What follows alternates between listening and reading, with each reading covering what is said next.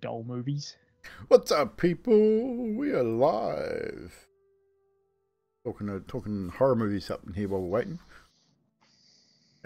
But we are live on a Sunday night for some spooky one shot, or spooky multi shot. Hopefully everyone can hear me. Everyone can see us. Got some people in the chat there. Magic, Mina. Looks like everything's working. Good. That working? It's definitely working. You Does you it guys have like a loud scream suddenly? Nope. Anything's possible. I'm just making sure that music's working. I had a little quiet, so we'll bring it up just a touch.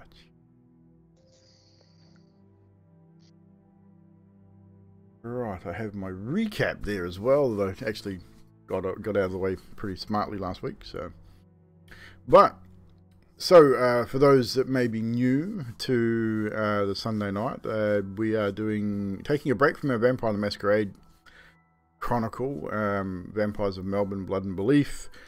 We've finished up season 1, a little bit of a cliffhanger there, and we've decided to do a little bit of a mini 5e campaign. The Curse of Dusk Hollow. Our players here... Why are we missing JJ? I know, he's gone black. JJ's gone black. Well, he'll never go back. JJ, are you having camera issues, my friend? Or have you just dropped off completely? I think you might have dropped off completely. Let's ring him back. Chuck him another call. Hopefully he hasn't fallen off his chair and bumped his head, or possibly lost power, maybe. No, he's unavailable. I'd say he is a possibility we may have lost JJ for the night. We'll give him some time to Give him a come little back bit of to time. us. We've got a bit of time. We'll he was just here, so may have had a power outage possibly.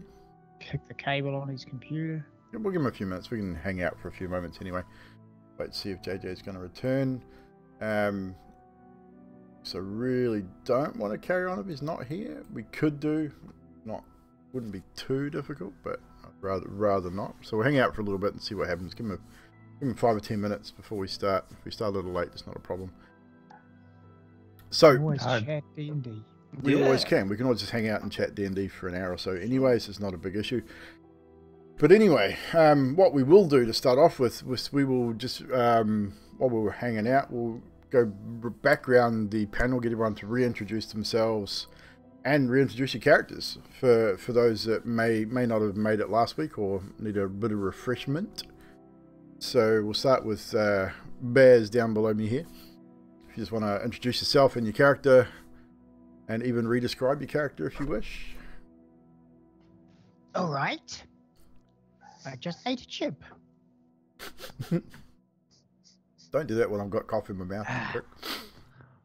My name is Hex, and I am a female changeling sorceress. I am here to aid this place of Dusk Hollow in whatever badness befalls them. Mostly. I look very blank-faced, with bright green eyes and perfectly red lips. The rest of my face is as if it is a mask. I wear black and red armor, which is not actually armor. It's pretty much just a leather corset and red spandex underneath, with a lovely helm with a gemstone in the top. I carry a globe in my hands, which is very small, and the party has seen at least one of the party has seen a small decaying cat's head inside of the globe.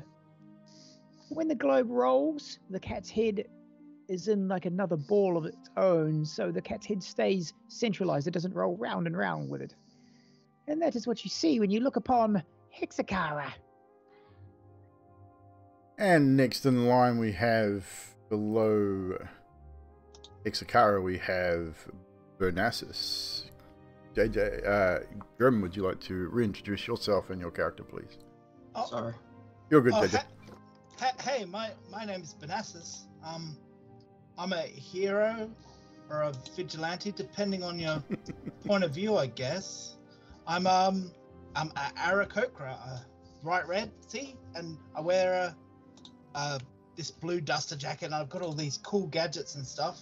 Like, because you never know what you'll need. Like, you should have like easy access, and I'm pretty young and pretty new to it, but I'm trying to do my best, and I'm not sure about the other people in the party. They're not very heroic.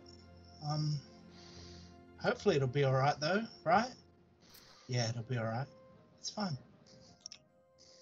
Next up, Magic the Gamer, would you reintroduce yourself and your character as well? Thank you.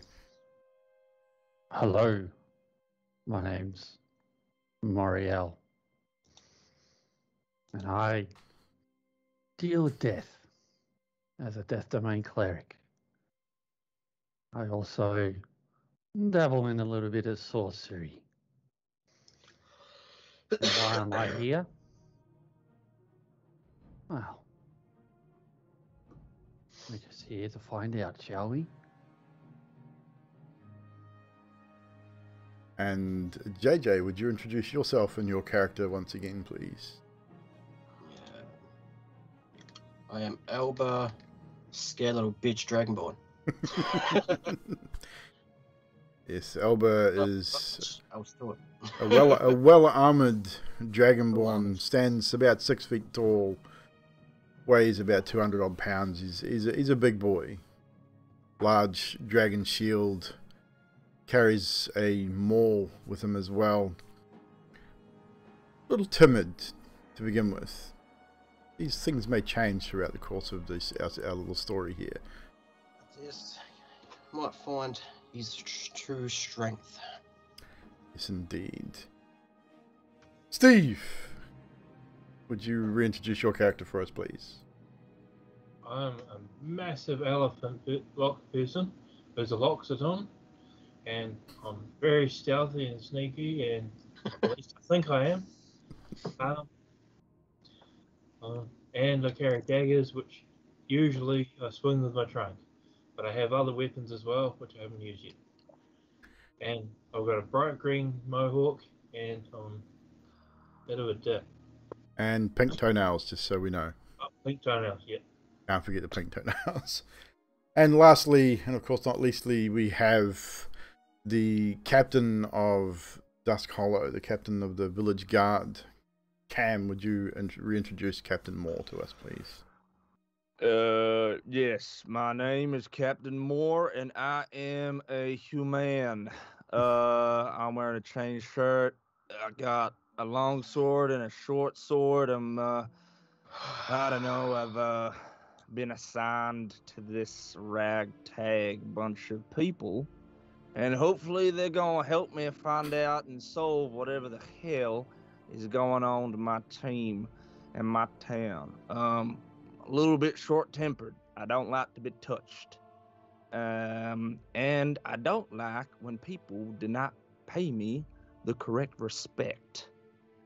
But so far, I got brown hair, blue eyes, clean-shaved, respectable, as a captain should be, and I run a tight ship. Well, he thinks he does. So those are our characters for our little story. Welcome, Dark Raven. Good to see you, Yanti.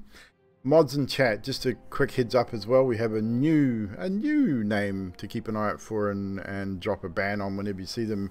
No longer HOS as an HOSS with a bunch of numbers. Is now host with the same numbers. So HOST 00312 or any variation thereof. Instaban, please.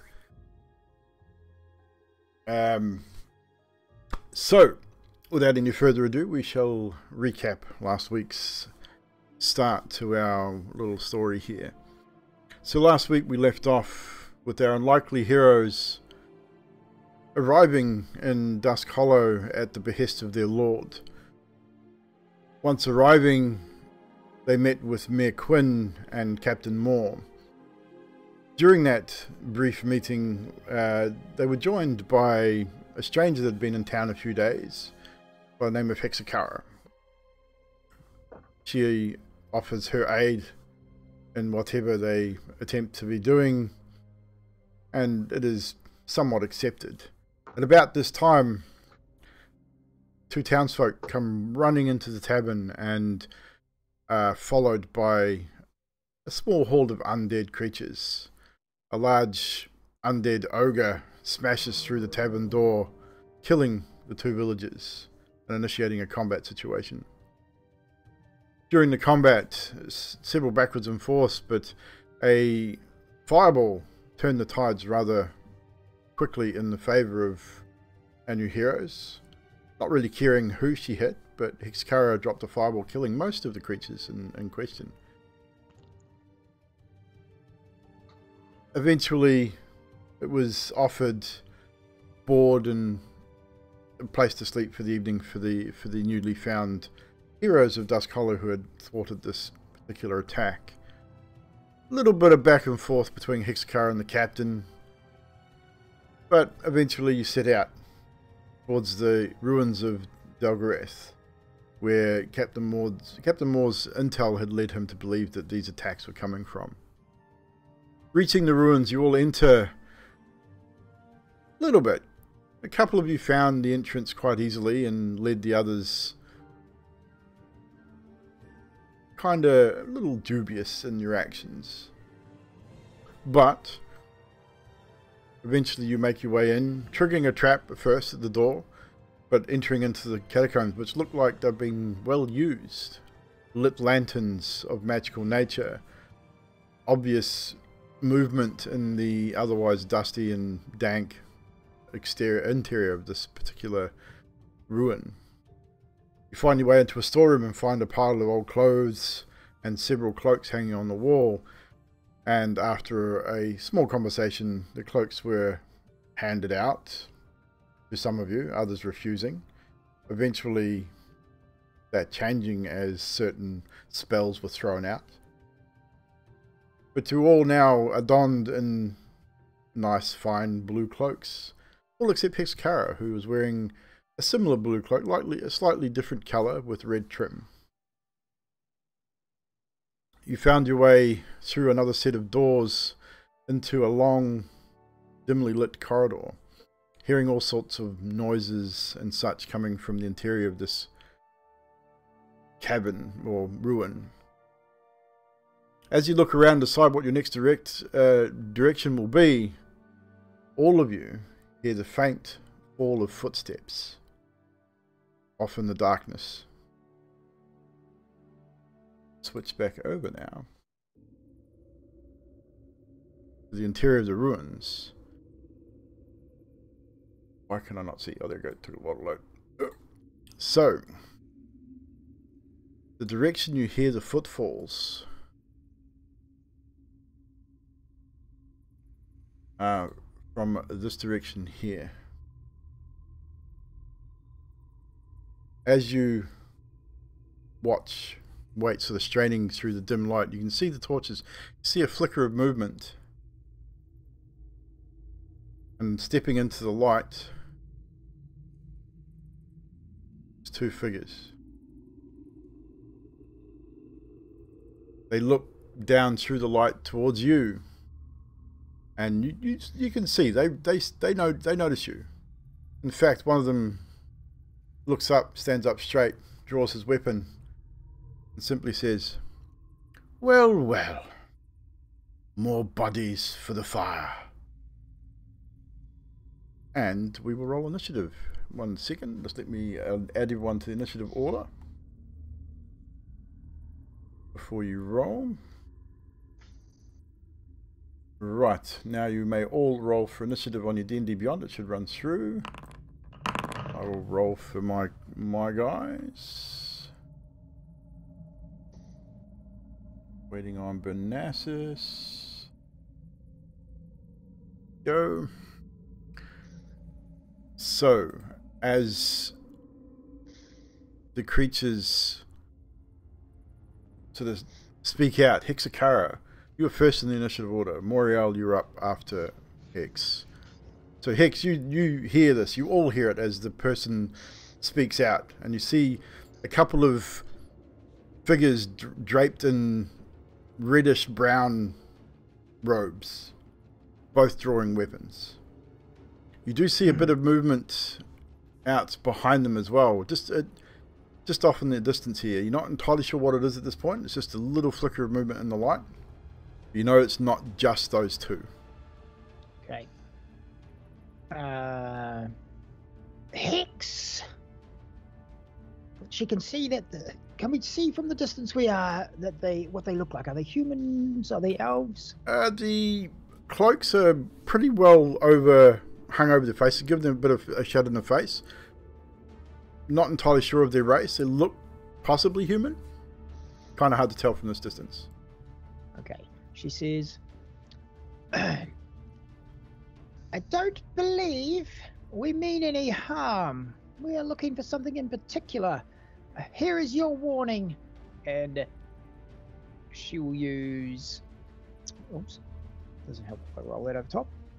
She will use Mind Sliver on... I'll mark him. Mind Sliver? Interesting. On that one there. 60 foot, I believe. If I move to there, if I move to there, I can reach him. Come on, move it. Oh, it's in pause, man. You're within 60 feet. You're fine. Oh, sweet, I am. Yep. Just gotta see where you are. Yeah, you're definitely within 60 feet. That creature will have to make an intelligence save as I point Fuzzy at him. Intelligence save, you say?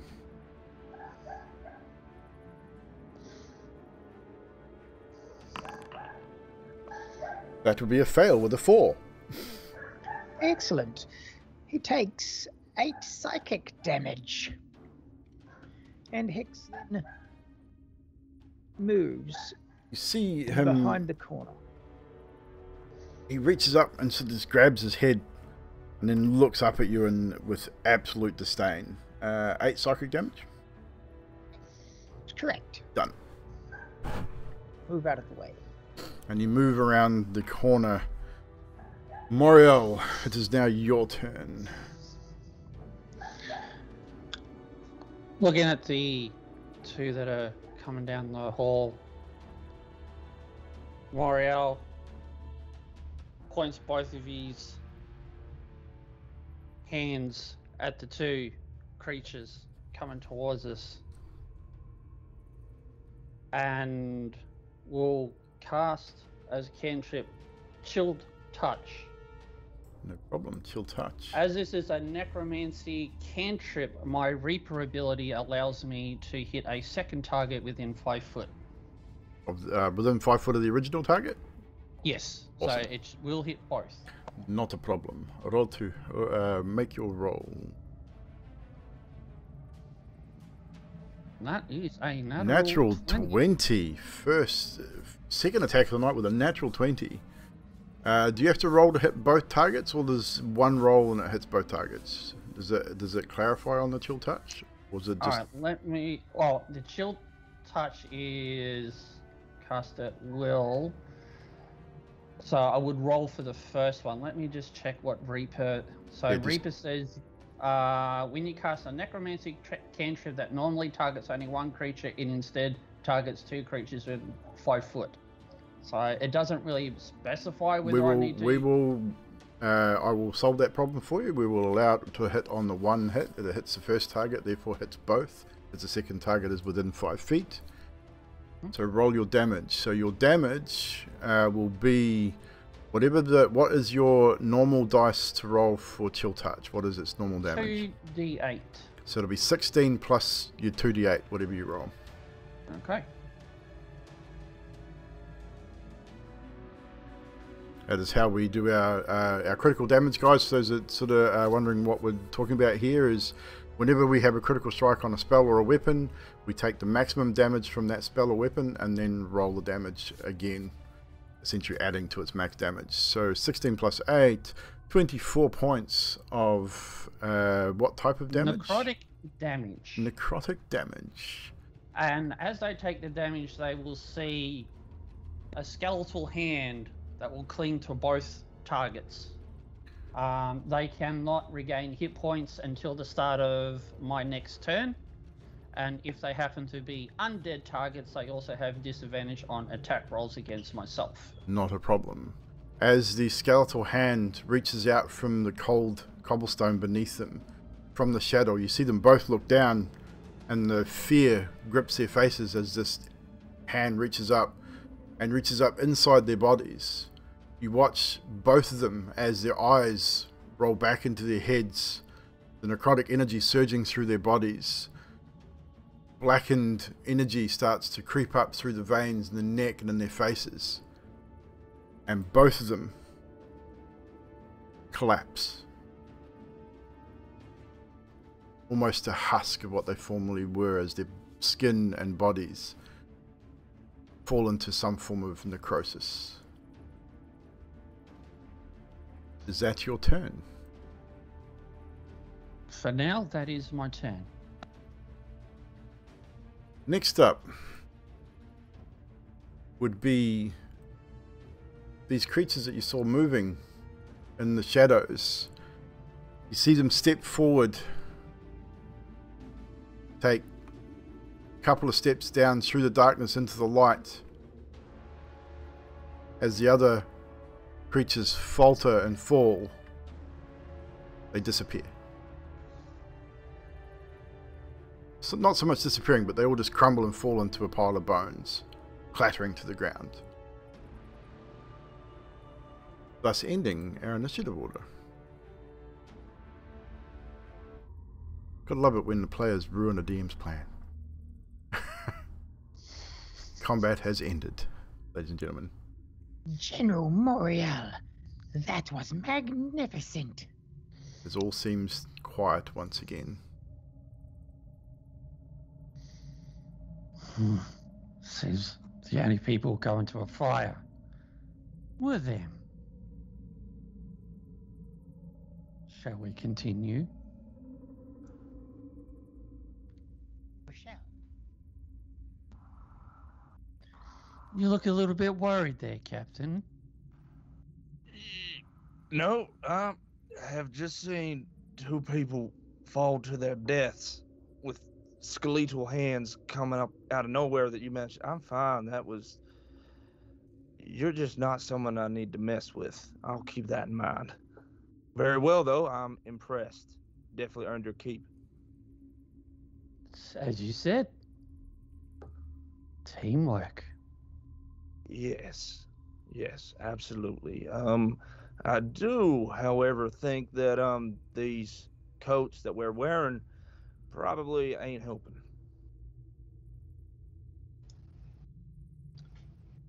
It seems like we picked the wrong color for this infiltration. They had red ones and we've got blue ones. That marks us as the enemy. No friendly fire. Now.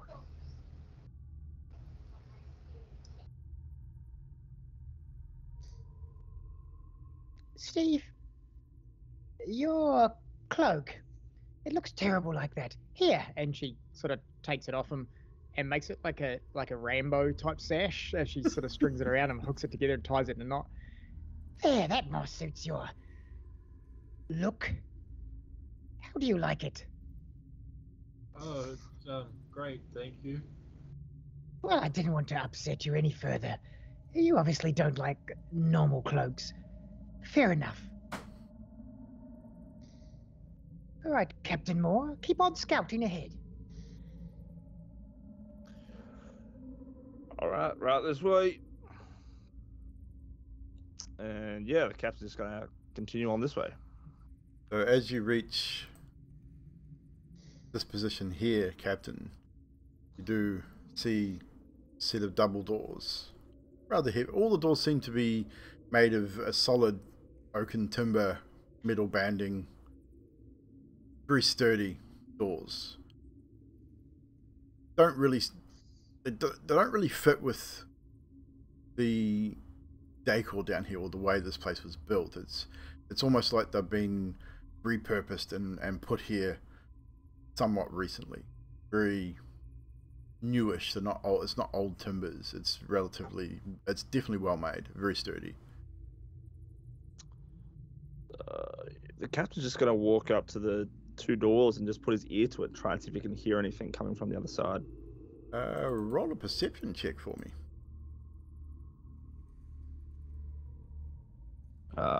Dirty 20. Dirty 20. As you listen to the door, you sort of put your ear to it, straining to sort of hear anything. Can't really hear anything moving. You can't hear voices or movement. Kind of odd.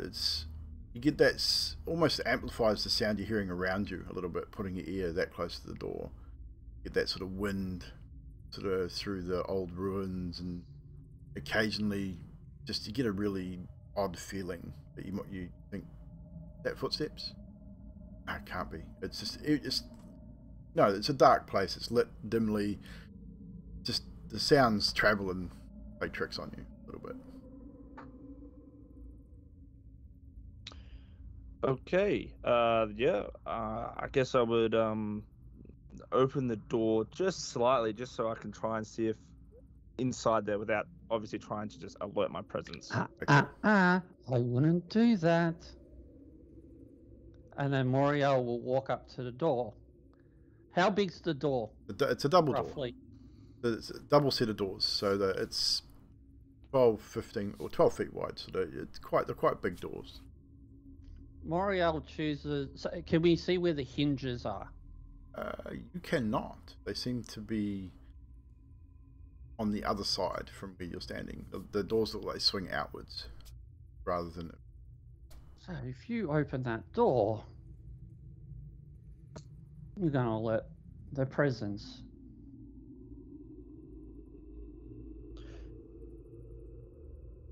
I mean, well, if you have a better idea, go for it. I was just trying to do it, obviously, carefully. I mean, If you feel you can be careful. If the hinges are on another way, I've got a little trick. Remind me next time. Steve, my lovely elephant friend. What are your skill sets on sneakily peering through keyholes or unlocking doors and things? The like. Correct me if I'm wrong, Captain General. Steve seems to be the type that could help us here. Okay. All right, Twinkle Toes. You go. Sorry, I've been told to stay away from you, so I'm going to stay back here. I have to do what I'm told. Captain, if you'd so lovely, just back up from the door. Steve, would you like to do what you do best at the door, please? Alrighty then. So, Captain, if you remove yourself from the doorway so that Steve can move forward. Yeah. You basically just move away, and Steve, you can move yourself up towards the door. So, Just as Steve walks by, yeah. Moriel just reaches out and say, "You know you're good, but sometimes an extra hand can just be helpful." And he casts guidance. Gives him a D4 from memory. Mm-hmm. So, what is Steve intending on doing with the door? Steve's going to say, "You want me to do what I do best?" He's going to take off his shirt, take off his pants. He's wearing a bright pink thong, and he's going to start dancing. Make a performance check. Oh, it's about to. Nat 20. No need to add the D4. He's a good dancer. It's a little. He's making sort of thump thump sounds because he's a heavy guy. Like he weighs a fair amount. So you can hear his thump thumps on the cobblestones. But he's doing a bit of a jiggle. He's wiggling his butt, getting into it. No music, but he's good. This is wonderful. And I use my invisible telepathic mage hand to open the doors. And he's going to dance right through those doors. So put yourself where you think you'd put Steve would move to. Oh man, I can just imagine Borat. So I was thinking of that I'm sexy but I know it song. Sexy and I know it. Right, this room contains, Steve, as you step in, the dancing away, the smell of rotting flesh hits your nose almost immediately. All of you wafts into the hallway as the doors swing open. The room contains mounds of rotting corpses and piles of bones. Resting in an alcove on the western wall, you at this point would be the only one to see it, Steve, is a rather large corpse. It's giant, and the stench in this room is just almost unbearable. You with the nostrils your size, I need you to make a Constitution saving throw for me, please. How long does guidance last for? A minute? Or is it a one-off? Up to 1 minute, and 1 it minute. can be an ability check roll of choice. Yep. 13. You can add a D4 to it if you wish. You have been guided. Alright, Which is the triangle one. 16. 16. Well, the 16 is not too bad. It's you sort of breathe in and go, oh no, that catches in the back of the throat, and you get that almost retch feeling in the back of your throat when a really nasty smell sort of catches in your throat, but you manage to hold it and control yourself. And it's about that point you sort of see this massive rotting corpse in this little alcove. Ooh, look at that. It's a massive thing. Hey, everyone, check this out. And then he's going to turn back to the group, sort of thrust in their direction. Check this out. Moriel will just walk straight in. Yes, no hesitation with the death. Moriel's probably used to the smell of death. The stench in here is it's strong, overpowering, but I think for Moriel it wouldn't probably faze him all that much. Definitely something he's more used to than most. Hicks. I would say Hicks Same as probably be the Moriel. same. Hicks also says, Bernessis, Alba, come through. It's nothing major. Okay, and Banassus will pick up Steve's clothes, assuming they're still on the floor, and head in. You Put do, yourselves Captain Moore. put yourselves into position. Elba, do you say anything, or you just move into the room? I'll just move in very quietly. I will need Elba and Bernassus to make a Constitution saving throw as you move into the room. However, this is something I'll get you to make the con save first, but I'll get you to make another save very shortly as well. For you two specifically, this is something you are not used to. You've never seen this kind of death or smelt this kind of smell before. What's with the rolls, dudes? Jesus Christ. Bernassus with a 25 on the con save. Yeah. That's better. 6. That's what I wanted to see. Bernassus, as much as the stench hits you and again catches in the back of your throat, you manage to steel yourself and just fight back the urge to be sick. Elba, however, the moment you walk in the room and you sort of look around and you see the large pile of bodies on the other side of the room there and a large pile of bones, and you take a breath in, you are sick to your stomach almost immediately, and you start retching at the door. Does he actually bring anything up, or is he just dry reaching? I'd say he's probably retching at this point. With a 6, I'd say he's definitely going to be sick, but it's sort of just starting. He's at that point where it's, you know, it's going to be more than just retching very, very shortly. With that, I'll just run out of the room. I'm not going to make the sounds. That's just yuck. But you know what's going on. So Album immediately turns, holding his sort of chest and sort of throat, covering his mouth, and moves back out of the room and sort of stands out there coughing and spluttering. Oh dear, Moriel. Look, a weak stomach. Captain Moore, you enter the room. The captain immediately from smelling that and then hearing everyone else would be like, you know what? I'm just going to stay here. I'm going to go through these things and keep an eye out. You let me know if you find anything. And he's going to go over to the 2 dead cultists and search for their robes and see if he can find anything. Okay, so make an investigation roll for me.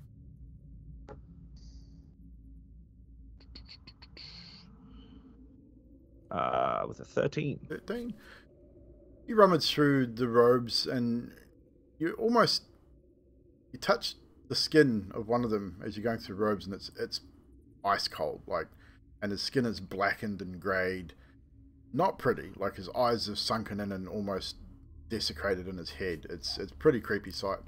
They're both carrying a scimitar, just a regular scimitar, nothing too flash. They don't seem to be carrying anything else on their bodies. One does have a small vial of of a crimson liquid. You would recognize it as just a regular potion of healing. It's about all they carry. Great. The captain will definitely take that, and he's actually going to swap the coats over. So he's going to wear the robes of them, just obviously being grossed out, but he's probably seen a couple of dead bodies in his time, taking it off. Yeah, the dead body wouldn't worry him too much. Just the manner of its death is probably a little bit of a concern to him. But you take off the blue robe and swap it with the reddy brown, sort of dirty, almost like a terracotta red color. So it's a hooded, more like a hooded cloak and robe, more so robes than cloaks. So it's not really a cloak as such. It's, for want of a better term, cultist robes. Great, fantastic. Just to give you an idea. Easy. And a potion of healing, you said? Potion of healing, just a standard potion of healing. Too easy. We'll switch back over to the four in the room. As you look around the room, obviously you see the large pile of bodies over in this corner. Blood, old and some relatively new, can be seen, and a pile of almost bleached bones. Some of them still have sinew and flesh clinging to them, but most of them have been picked clean by something or someone. Can't really tell what at this point. Would Moriel have an inclination as to why everything is in here? With your knowledge of necromancy, roll a intelligence check for me with advantage and add your proficiency modifier.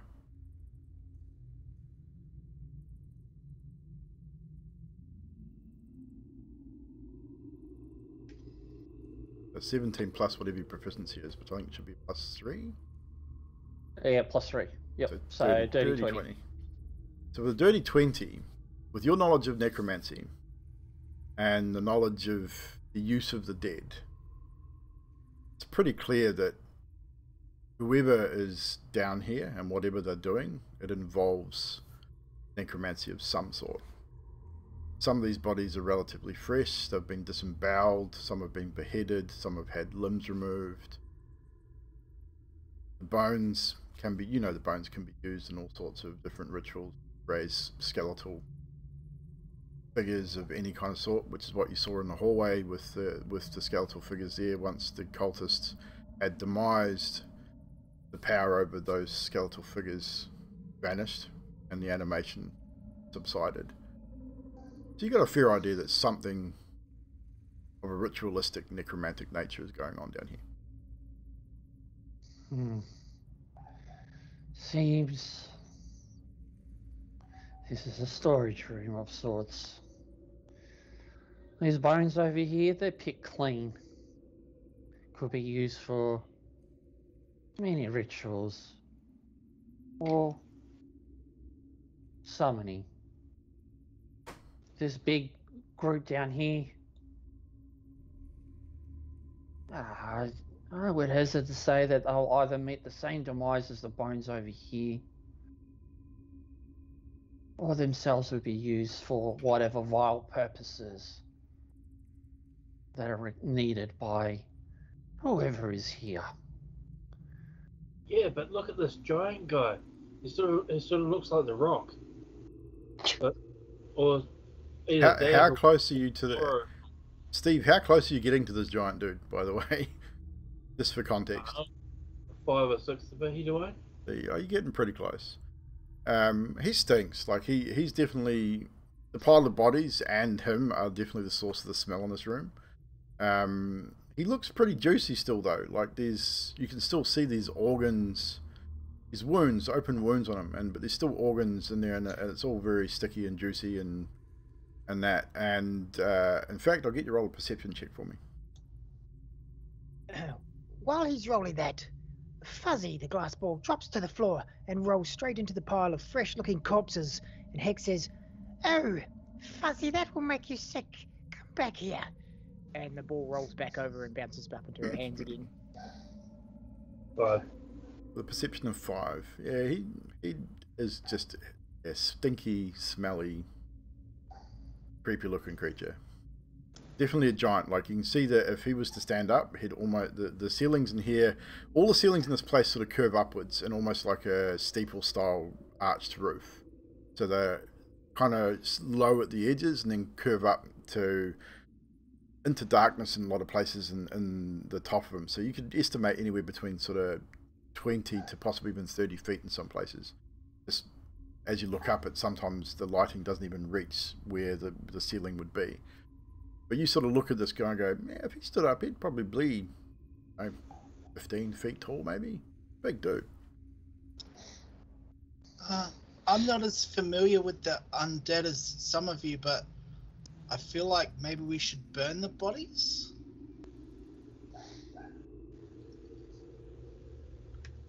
Oh, I like how he thinks.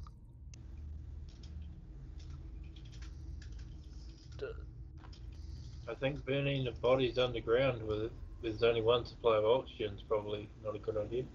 Not that I'd know what oxygen is. But you are probably correct in the burning bodies in a room underground is probably not such a great idea. Why don't we just leave this room and we'll come back to it and then burn this place down when we leave?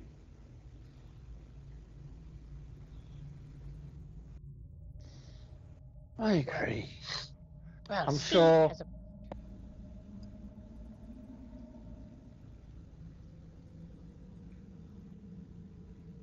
Oh yeah? I don't know. I'm sure Alba and the captain will probably need us soon.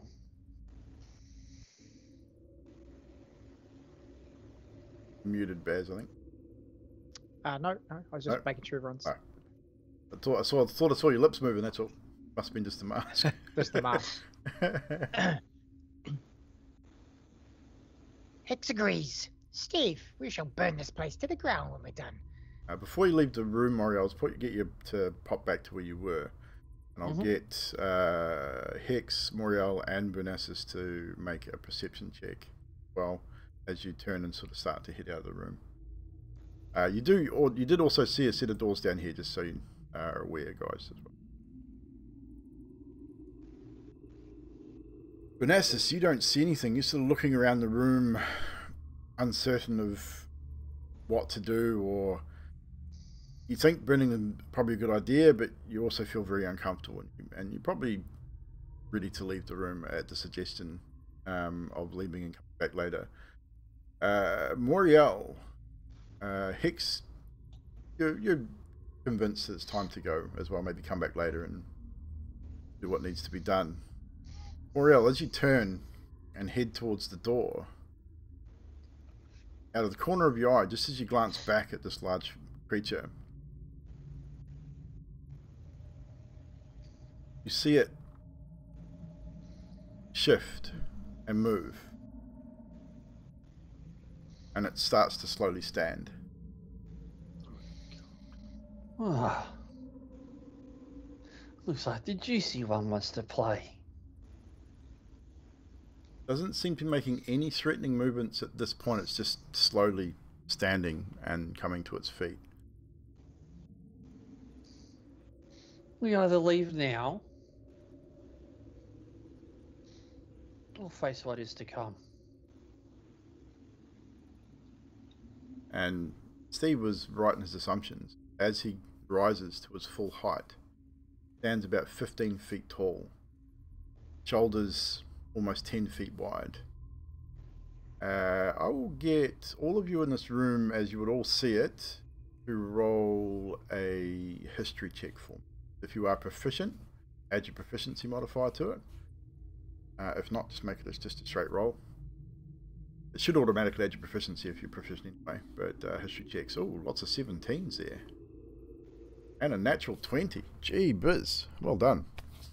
So all of you, even with your limited time in the realms, you've all heard of giants. Seems you've all heard of frost giants too. Maybe even have seen one in your travels, possibly. But this thing is, even though he's undead and has pallid, pale skin anyway, you can see that pale skin is more blue than grey, which is not uncommon for a frost giant. Definitely not living though. You can see the wound, an open wound in his chest, where his internal organs are shifting and moving as he moves. Not breathing, just as he moves and sort of sways from side to side.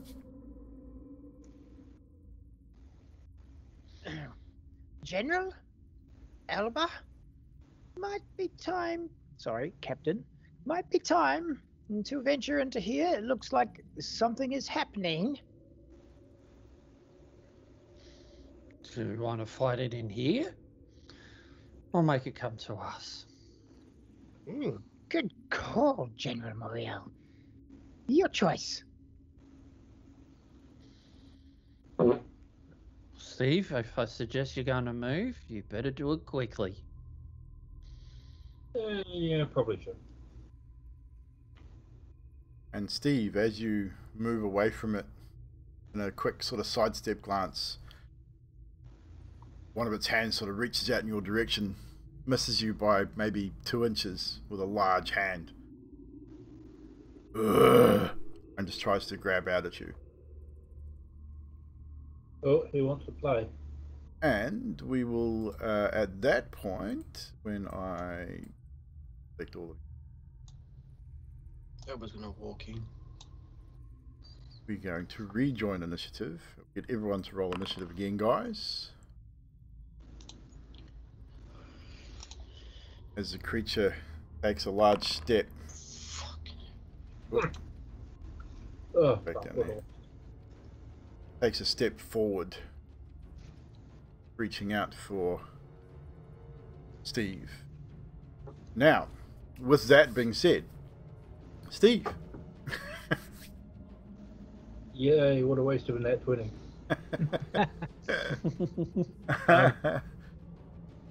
Steve, you're at the Steve. top of the initiative order. So I am going to run and I'm going to jump over the pile of bones and hide behind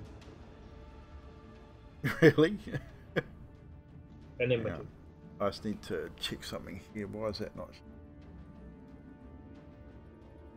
First thing that do is charisma, dex. SC. Value is what I want. Right, so Steve takes a rather quick movement away and behind the bones, crashing loudly across the bones as he does so. And I'm going to hide. And he's going to hide. So you're going to try and bonus action hide? As a rogue can Yes. do? So roll a Yes. stealth check for Yep. me, please. I did. What was your stealth check? 19. Do you want a disadvantage? Actually, yeah, because it was you were trying to hide behind a pile of bones, and he Wait, was 11. looking at you when you went in that direction. So 11. Yeah, No worries. you'll see a pile of bones with a great big elephant behind it. With its head Pretty sticks out. much. I mean, it's not a huge pile, but it's definitely it's a pile. The creature didn't quite screech like that, but moans loudly, moves forward, lumbering. Next up, it is his turn. And he has rather a large reach as he steps into the room, further sort of turns and sees the rest of you now, and just strikes out at the first person in his way. At his side, drags wood on stone, and he picks up a large club that was laying down beside him. And he will swing away at you, Moriel, as you are the first one there. He gets 2 attacks with this large club. The first is a 17 to hit. That hits. 13 points of bludgeoning damage as he slowly brings this large club up, slams it down onto your shoulder and upper chest area. Hicks will interject with a reaction at this point if she may. What is the reaction? She's going to react with... damn it, no she can't, forget it. I'd say, have you got Sentinel? No, she was going to try and protect Moriel, but it doesn't work that way, damn it. No worries. Second attack with an 11. I believe that misses. 11 misses. So the second attack, you manage just to sidestep half a step, and it slams down on the concrete beside you. That is his turn. Just gonna... Oh, there we go. Benassis, you're up. With Hex on board. So Benassis is going to move back to the door next to the captain. Yep. Oh, hi there, Captain. Fire's alright if it's controlled. It'll be fine. They don't know what they're talking about. And I'm gonna do firebolt at the Firebolt? No worries. Yep. The roll 2 hits, sir. 23 to hit That definitely hits. for 12 fire damage. Well, fire damage. No problem. It takes it. The firebolt slams him in the belly. You can hear the sizzling of rotting flesh as it starts to steam and bubble at one of the open wounds in his stomach. And then he'll bring up his other hand and fire his armor lightning launcher. No problem. Is 9. That will miss. 9. No. And then he'll smack it. It's like, that's working. And that'll be his turn. Yeah, you fire it. But what does it fire? Just lightning? Lightning, yeah. Yeah. Lightning sort of streaks off and arcs around Moriel and strikes the floor just beside the dude's feet. It was a little short, but it looked cool. Next up, Hex with Moriel on board. Hex, seeing Benassus with a firebolt, is impressed, and she says, "Ah," points a finger while holding Fuzzy, and lights up a firebolt of her own, sends it towards the creature. Roll to hit. With a 19 to hit. That will hit. But as the firebolt heads towards the creature, utilizing one of her points, she changes it to acid and says, Okay. "I'll raise you, Benassus," and hits it with an acid bolt instead. Acid Doing bolt. 7 acid damage.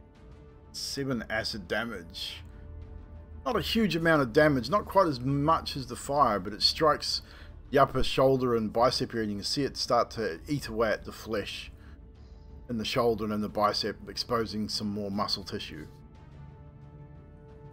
She then backs to the wall between the corpses, readying her next spell. No problem. Moriel, you're up. Elba, you're on board. Question, DM. What's if I equip a shield? Is that part of an action? Be or part how of does it your work? part of your movement normally. Part of my movement. Yeah, generally, Okay. if you have a shield on your person, you would normally carry it on your back or something like Yes. that. So you can give up your movement to equip the shield, or you can give up an action. So at this point, Yeah, it's up to well, you. if I'm going to move, then there's an opportunity attack. Yeah, so exactly. I'm going to use my movement and equip my shield, No problem. first of all. Second of all, Moriel goes, "Oh, he wants to play." And he just reaches out at 3rd level, is going to inflict wounds. Awesome. Natural 20 to hit. Is that a hit or is it just a save?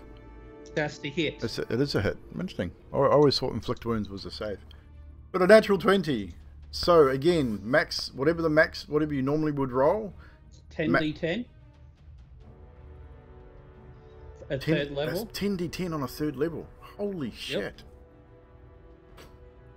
Wow. That is nuts. shit. So that's 160 damage. It doesn't work the same way for spells, eh, Sean? No, yeah, not for... Well, it's a roll to hit, so it's kind of... But for a spell, 10d10, that's a lot. Holy crap. Yeah, we maximize Actually, the dice that- of weapons. Hang on. Yeah. Because it hit it as a crit, it increased it by 5d10. Holy shit, so we'll just make the roll. So roll another 5d10. At third level, it's 5d10 Okay. Plus the 5d10. Okay, so I get what you mean now. So 5d10 is just normal. So yeah, we'll use that rule as well. So critical strikes on weapons, maximize the damage plus roll. On spells, we'll probably just take max damage and not roll the extra. Okay. So it just makes it easier. So it would have been 10d10, still 100 points of damage. That's fucking crazy. So what inflict wounds? It definitely kills it. So describe what sort of wounds are inflicted and what type of damage that this creature Moriel does. just reaches out with his hands to touch it, and for those who remember, him being in the tavern, and anyone that swore that they saw the wisps of smoke coming off his armor, the smoke forms down his arm and out towards his hands and into his fingers. And as they touch,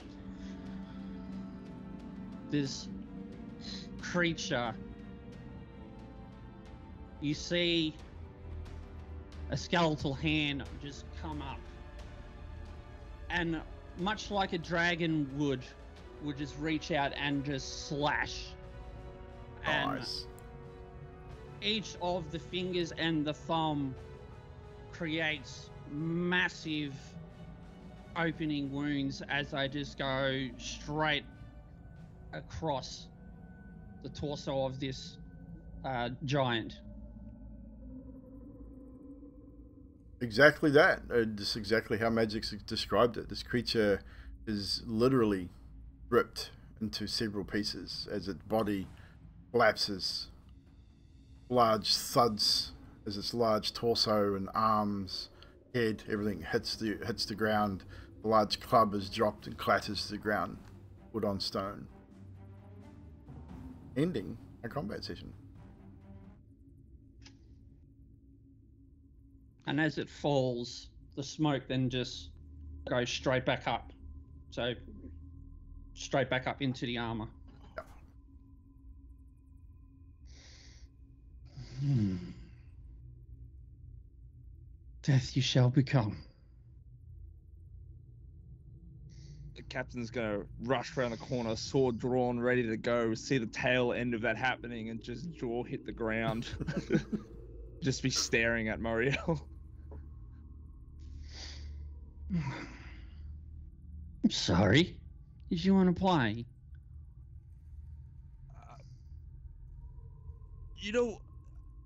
No. That mighty impressive once again. Well done. Jeez, 100 gold. Is that all they gave you? Gee, goddamn. Jesus. Okay, all right. You think this is about gold? You make me laugh.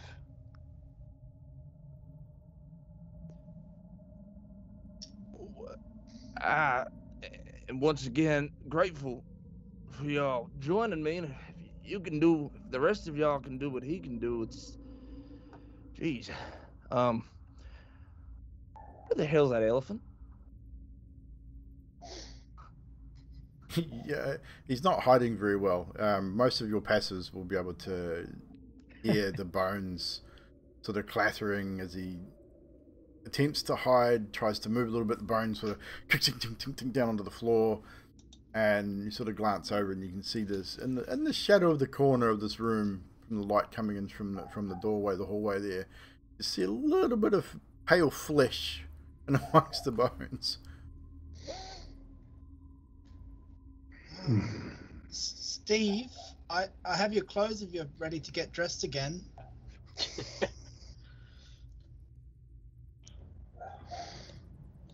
I'll wait till the giant's dead, I think. Yeah, it's gone. Ow.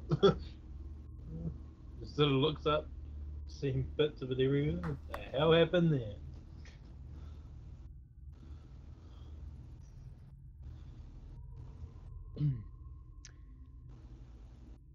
Okay, gonna go over and get his clothes and re-don them. No worries. You take a few minutes to redress yourself. You guys have a door here. Obviously, back into the hallway, Captain, you would have seen a door here. You would have seen this door at the end here as well, the double doors. They're all double doors, these ones. And just off in the distance, you can see that about here, it turns into darkness. You can't quite see what it is, but you can't see the wall. It's just a sort of a dark shadow. As Steve comes out the door towards the hallway where Hex is standing, she looks over to him, and she uses her ability to change her face to look a little like him. And she goes, "Steve, meow, you pussy." And she releases the charm that she has on him. But Does she release the elephant face? Yes, she takes the elephant face down. Or you- You also know that you've been charmed by Hex as Yep. First thing he's going to do is go up and push the captain. Get shoved. well. Strength versus strength. Because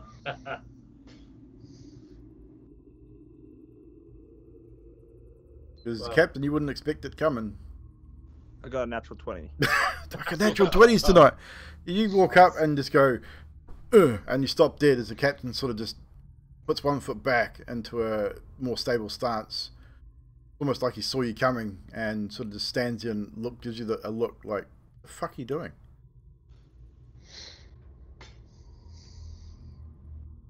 Would you care to explain yourself, man? Nope. Before I cut your trunk off. Threaten me again, and it will be the last thing you do. Oh, really? You want to go right now? I'm ready. Steve, if you're so powerful, why did you run away and hide in the bones when the captain was ready to come in and fight? He wasn't even in the room. No, our friend Moriel made a quick job of the beast, but the captain was coming to fight when you were going to hide among the bones. Our friend Elber and Benes's here. They stood their ground. I've never met such a large creature with such pussy-like developments. I walked into a room naked. It's not exactly a pussy thing to do.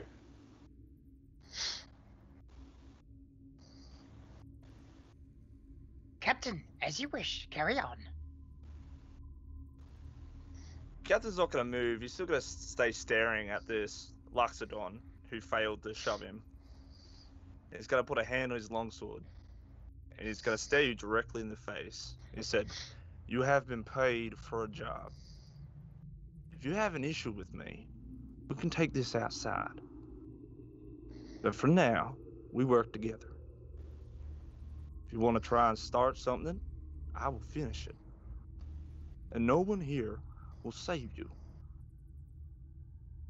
Why do we need to go outside? Let's do it here now. Can kill that pile with the rest of them. All right, fair enough. And the captain's got to take a step back and draw his longsword. Oh, I do love a good bout of gladiators. You're going to step backward? Yeah, just take a step back and draw his longsword. And he's going to, Steve's going to take a step forward, so he's face to face with you. What's the matter? You gonna draw your weapon, or you too chicken? Steve's going to get his trunk and wrap it around his neck.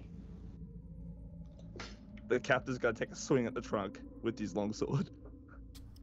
So, we will go Dex versus Dex to see who is quicker. Just a straight dex. Great Dex. Okay. Ooh, natural 1. Yeah. Although I do have an inspiration to re-roll or to add d10. You do have a DM's Yeah. inspiration, so you can re-roll it if you wish. Which I will.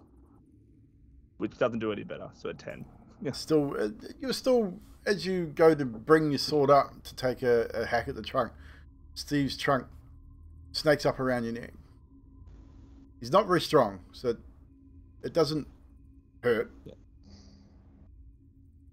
But it is up around your throat. And he's going to pull him right up against him, wrap his arms around him. Like so his arms are at his side, and his arms are around his back. You're going to try and bear hug him. Yup. I'm not trying to hurt him, I'm just trying to invade his space because I know he doesn't like it. And it would make you feel very uncomfortable. He's just pulled you in with his trunk and wrapped his arms around you. You can make a strength save to get out if you wish. 100% I would, yeah. And he's going to start dancing. like he was dancing into the room. Fucking hell. This has gone sideways real quick. The strength save is 21. Yeah. The moment he starts moving his pelvis, you're like, fuck this, and I'm out. And you just wriggle, shove, and just break out of it and take 2 full steps backwards, probably raising the sword out in front of you in a defensive position.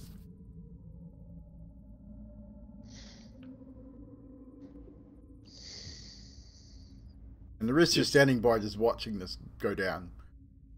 The captain's still got to keep his sword drawn. He's like, come on, man. I'm not playing around. You want to go? Let's go. Let's dance, Twinkle Toes. I am sick of your shit. You want to test me, boy? You tried to pull away. Big sister Elba. Elder, I'll put 2 gold on the captain. What you say?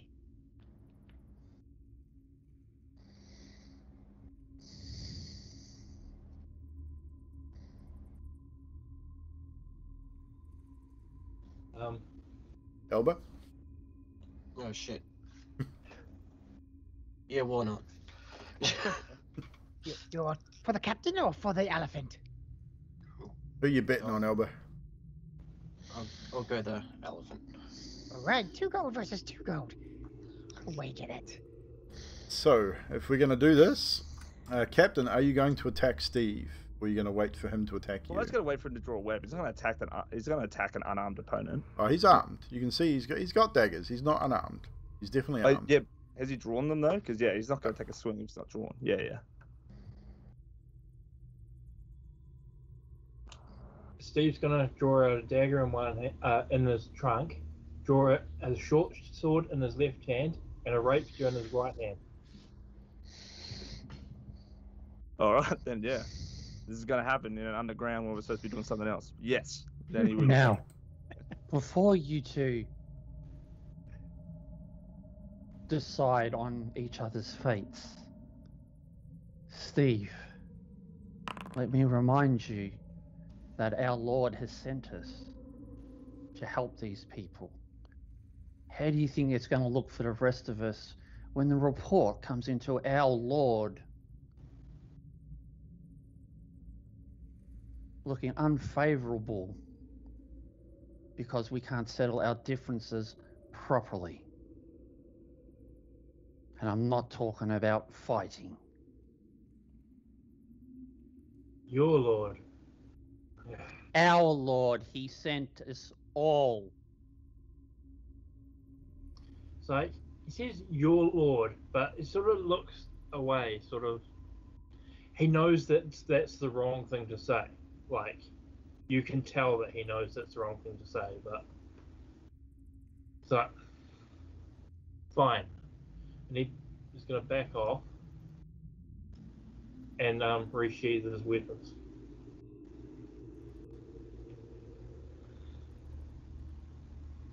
If the captain allows him to.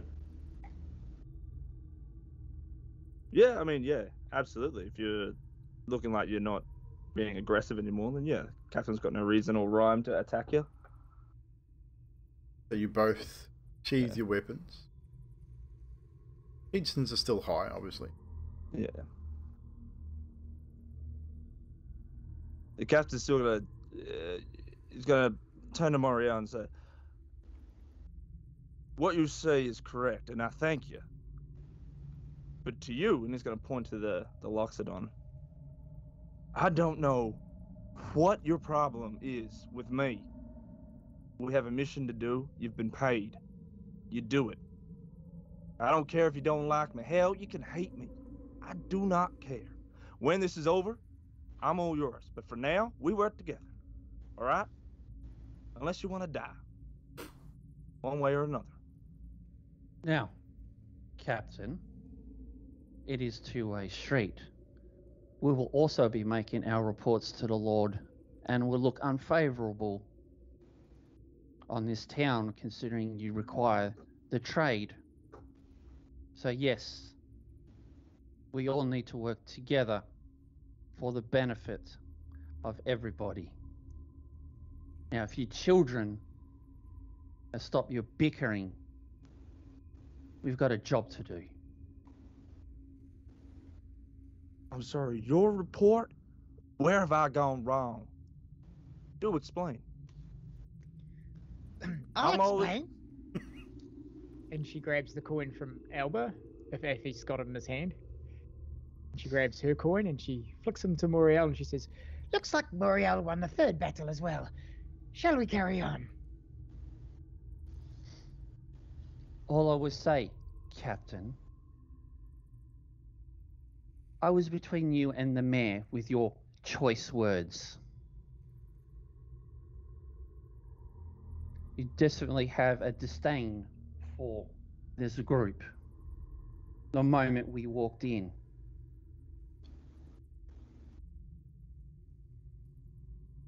you see us all as a bunch of freaks.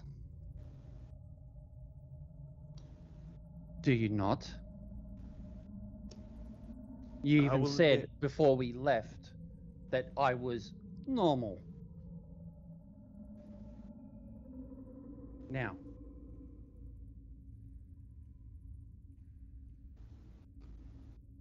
for the good of your town, we're here to solve this mystery, but you also have your trade between our lord and your town. It's probably in your best interest to ensure that nothing will look unfavorable for that trade to stop. Whether you like us or not, whether we like you or not, it doesn't matter. As you've quite clearly said, we've got a job to do.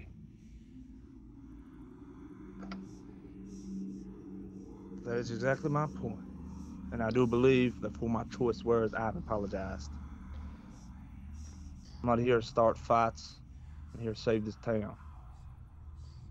So let's get on. Then let's go save your town. Benassus is going to float past everyone.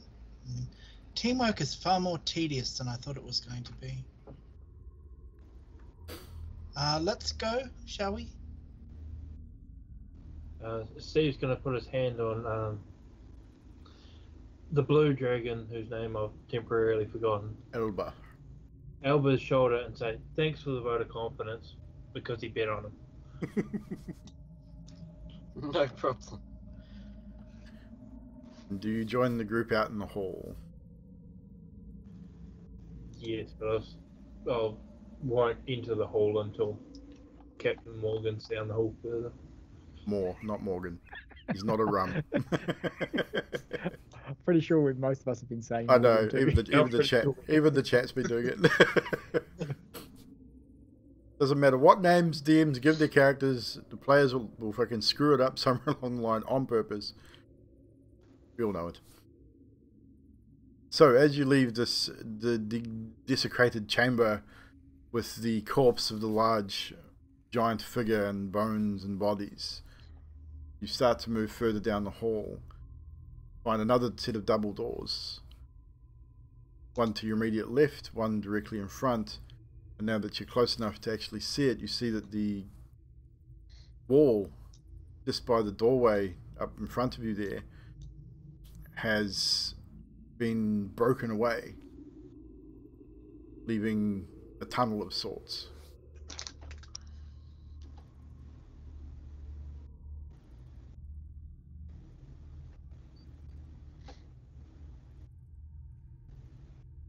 Standing, sorry. Oh, no, you go ahead. Standing behind Hexacara, Steve's going to draw out a dagger and sort of twiddle it in his hands, contemplating Contemplate away. contemplating the person who's just charmed him. But he's not going to act. No worries. So, is there anything anyone else would like to say or do at this point?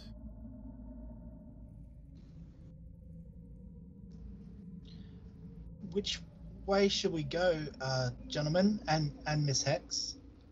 The doors just near us or further down the hall? I like random. Does anyone have a dice or a coin? You just took my coin. Oh, I think Muriel deserved it. Have you not seen him fight? You're not wrong.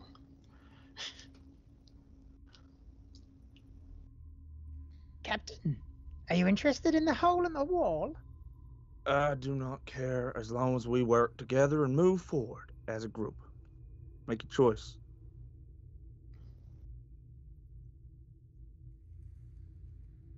Moriel will then get the coin out, that hex. Yep. Well, heads we dig out the tunnel. And tails. Where do we go? Head to the tunnel, tails the door. If it lands on the side, we all split up. fight each other.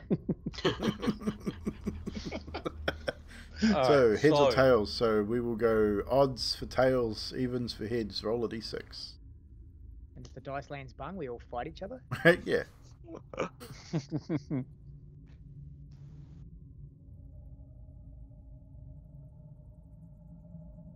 Evens. So heads. What was the choice for heads? To the tunnels. To the tunnel. It's to the tunnels.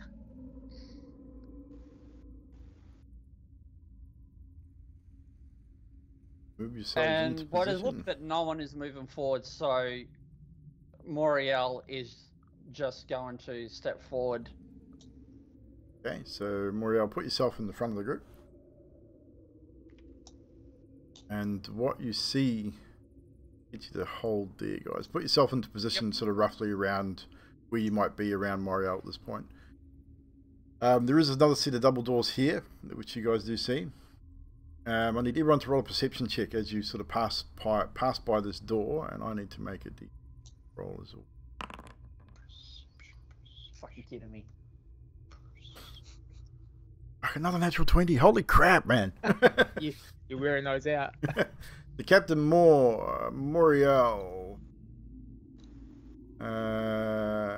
Basically anyone above a 15, Banassus as well. So, Moriel, as you pass that door, you swear you heard something from in that room.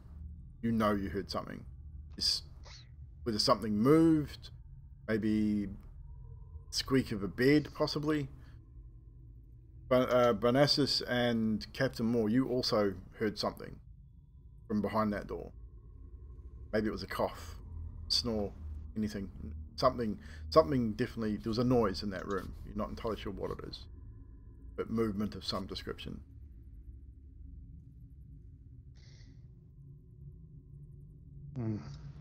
But as you stare down this hallway, you can see, again, dimly lit torches. You can see, obviously see this one here. Off in the distance you can see another one sort of here. Looks like it might be a doorway or something, or some form of turn off in the tunnel there. Further down you can see another light source. Dark patches where there's no light. Definitely looks like a fairly long twisting tunnel where you are.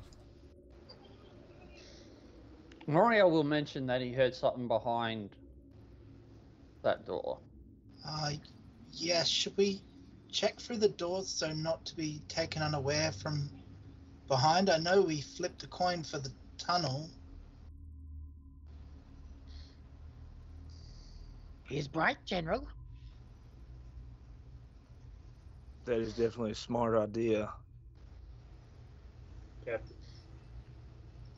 Moriel will then walk up to the door and see if there's any hinges visible, or if it's similar to the previous door. All the doors seem to be very similarly built and made, and they all open inwards against the hinges. Obviously, whoever's built these doors wants to keep them as secure as possible, if needed. There is a locking mechanism on it. You can see clearly keyholes.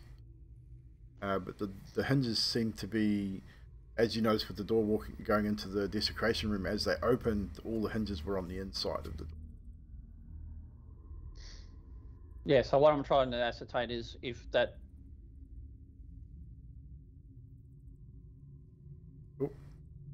We just about lost everyone there. Yep. A bit of a skip. Roll back. So, would you repeat that? We missed. You were trying to ascertain So- what? If the hinges are visible and I can see them, he knows that the door will open. Outwards. Not. Yeah. Well, yeah, they'll open towards him. Yeah. So all these doors, you would ascertain from that they open inwards into the room as opposed to out.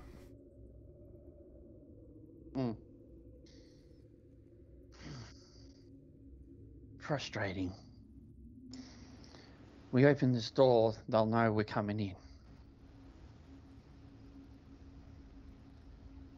Well, why, for one, am not afraid. Look at our group. Alba, are you afraid? Yes. Not the answer I was expecting. Why would such a magnificent creature like you be afraid? I don't know, I'm just afraid. I saw you hit that beast at the inn. You're clearly strong. Hey, I'll hit some zombies on a beast. Zombie is a beast. What about you, Benassus? Are you afraid? Not particularly. Moriel's quite powerful, yeah? Yes, and the captain and the elephant seem to have a little bit of a skill as well. Let's just open the door. Should I check the door first? I suppose it's probably not trapped. Check away, Benassus. Moriel will step back. Check the door. As Vanassus is checking the door, the captain's gonna turn to Hex and go, with your abilities to change your shape and your face, you think you might be able to maybe look like one of these cultists? Maybe That is completely true. I can indeed. might be something we could maybe pretend that you were leading us somewhere or something. Did you pick up the cloaks from them or just one of them? Just one. I'm wearing one, but I'll swap it if you need it. Yeah. Hex will go back and grab the other cloak from the other one on the ground. She will place it over herself, and then she will change her face like this. There. Now, I look much more like the one on the floor there, see? If you think that'll work, sure. I mean, before they were, what Moriel did when they were a bit more. Oh, you mean more like this? No, I Yeah. look like a man. Oh, that's even worse. Yeah. That might do. That might work. Hex then strides to the door behind Benassus, waiting for him to. Right, so with your 18 Benassus, you check the door. What are you specifically checking for? For traps or for whether it's locked or what? Probably if it's trapped. Are you proficient in thieves' tools by any chance? I am. Cool. So with that, you have an understanding of trapping mechanisms. You're obviously you're a bit of a tinkerer as well. So you search the door, the locking mechanism. Doesn't appear to be locked as you go through. Just sort of run your tools around carefully around the lock and around the seam in the door. Doesn't appear to be any kind of mechanical traps either. Well, the door seems safe. Time to find out about what's on the other side. Excellent. I shall open the door then. And how do you open the door? Quietly, loudly, pick it open. Hex casts Mage Hand again. She says, alright, she in he form, come to me, my hand, and no one can see a damn thing. It just, spectral Mage Hand is invisible, and it clicks, just quietly clicks the handle or whatever it is, the mechanism, and just pushes the door ever so cautiously so you can peek in.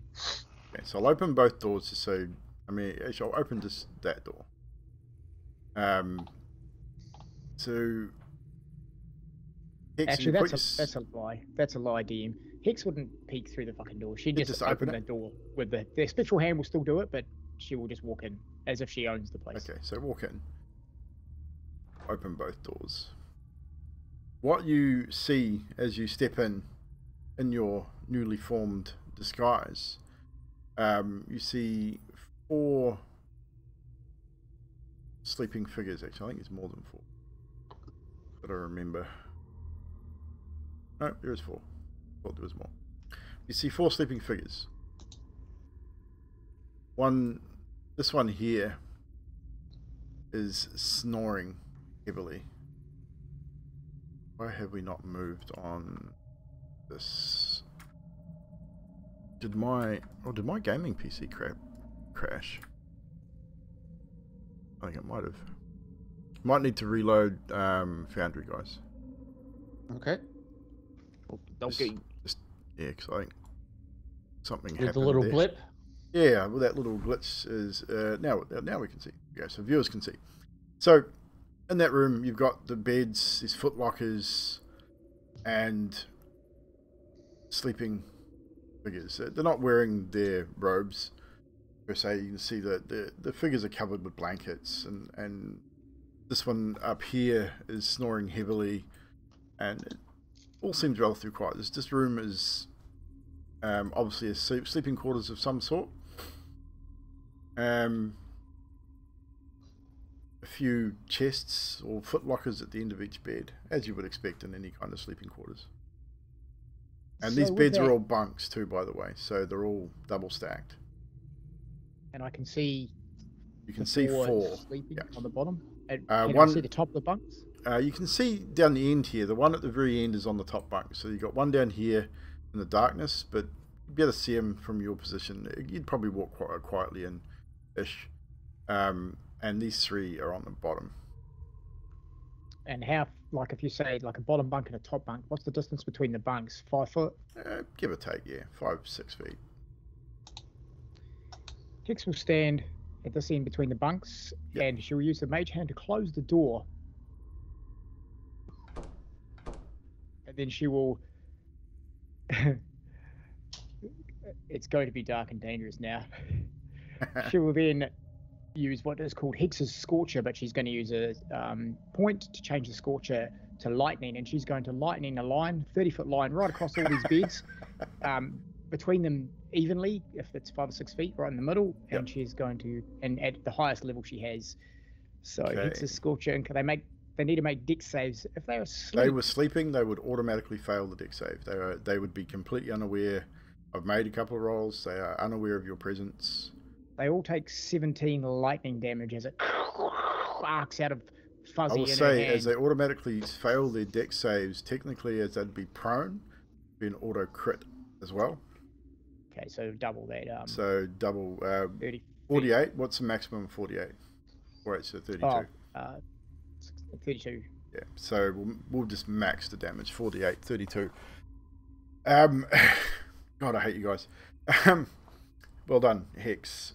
Describe the scene as you're the only one that can see it, but describe the Yep. scene as you literally destroy all 4 of these cultists in a single attack.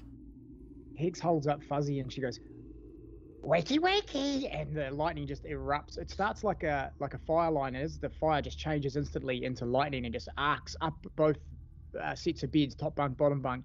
Any metal, any necklaces, any bunking they wear, anything they're wearing, just and their bodies are just becoming like scorched. The skin's blackening and there's like smoke pouring from their nostrils and eyes. And then the beds themselves are sort of smoking. And then she just uses that mage hand to just push open the door again, and all the team see is just corpses smouldering in the beds. It's gonna. I've got something here that will. Here it is.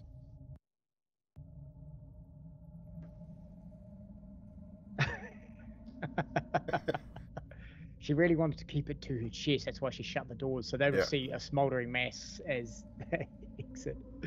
So we would. I mean, I wish. Actually, I think I do have. I do have this too. We got to do it. I didn't have it on this one. I put the spell sounds in.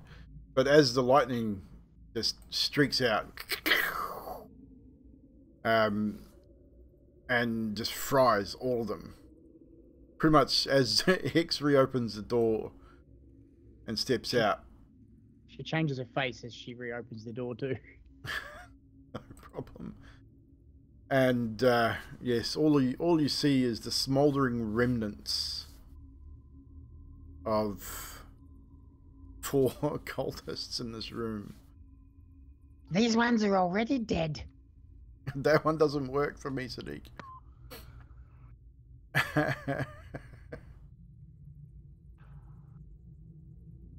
So are they freshly smoldering? We would have heard the lightning crack. Yeah. You would have heard the lightning crack through the door, Yeah. and I mean, yeah. But yeah, you're just looking in there, and you can just see the smouldering bed sheets and bodies, the smell of burnt flesh, and Hex just strolls out.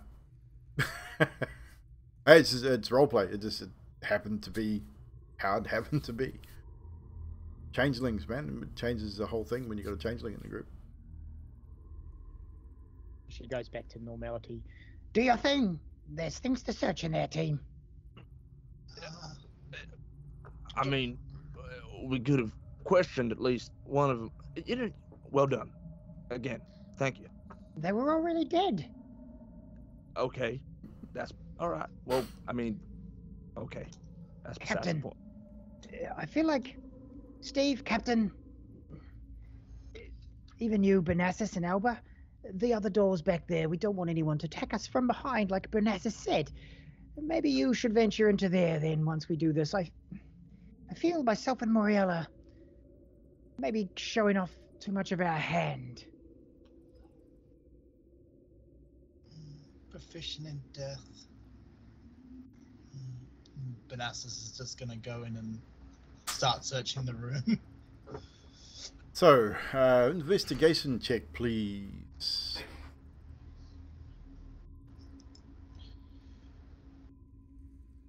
21.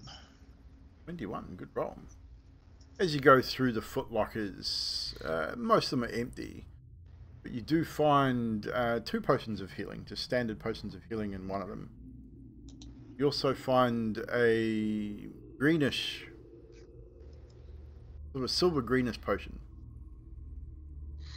I feel that Nassus probably would have an understanding of certain potions with his tinkering and bits and pieces. So you probably would be safe to assume it's either poison or cure poison. Not entirely sure which. Definitely best to identify it before you use it, but it's similar sort of shading to either a vial of poison or a cure poison potion.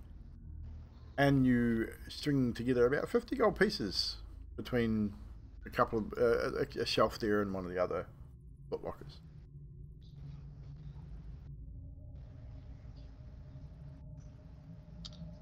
Any of the cloaks usable? They are smouldering and burning. The cloaks would have been on the ends of the beds. All those beds are basically just a pile of smouldering mess. In fact, I need to make a quick roll to see if any of it ignites. Yes, 2 of the beds have just started to... Small flame has just started to flicker.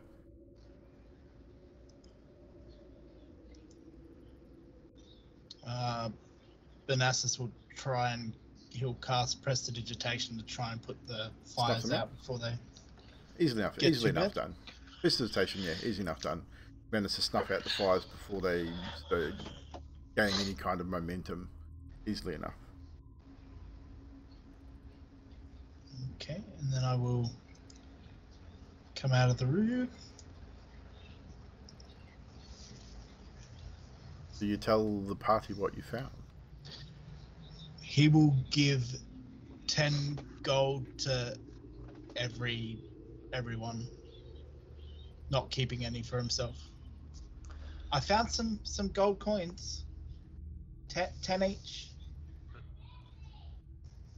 So you give 10 gold to Steve, Elba, Hex, Moriel, and Captain Moore. Yep. The captain would politely decline and say, look, finders keepers, these people have been wreaking havoc on the town, so it's yours. You're doing me a favor. Whatever you take, it's yours. No, I said he'll keep the potions and stuff Okay. for himself, and he won't mention them. No problem. And this is about where we'll take 5 minutes, guys. We'll take a coffee break, loo break, whatever you need to do. And we'll be right back with some more Dusk Hollow. God damn it, guys. 3 encounters now you've screwed up for me. Well done. Lots of good dice and good spells. We'll run out of spell slots soon. That's what I'm counting on it. But we'll be right back, ladies and gentlemen, so don't go anywhere. And we will use the Curse of Strahd BRB scene, because I had never made one for this, but that's all good. So, we'll be right back. See you soon.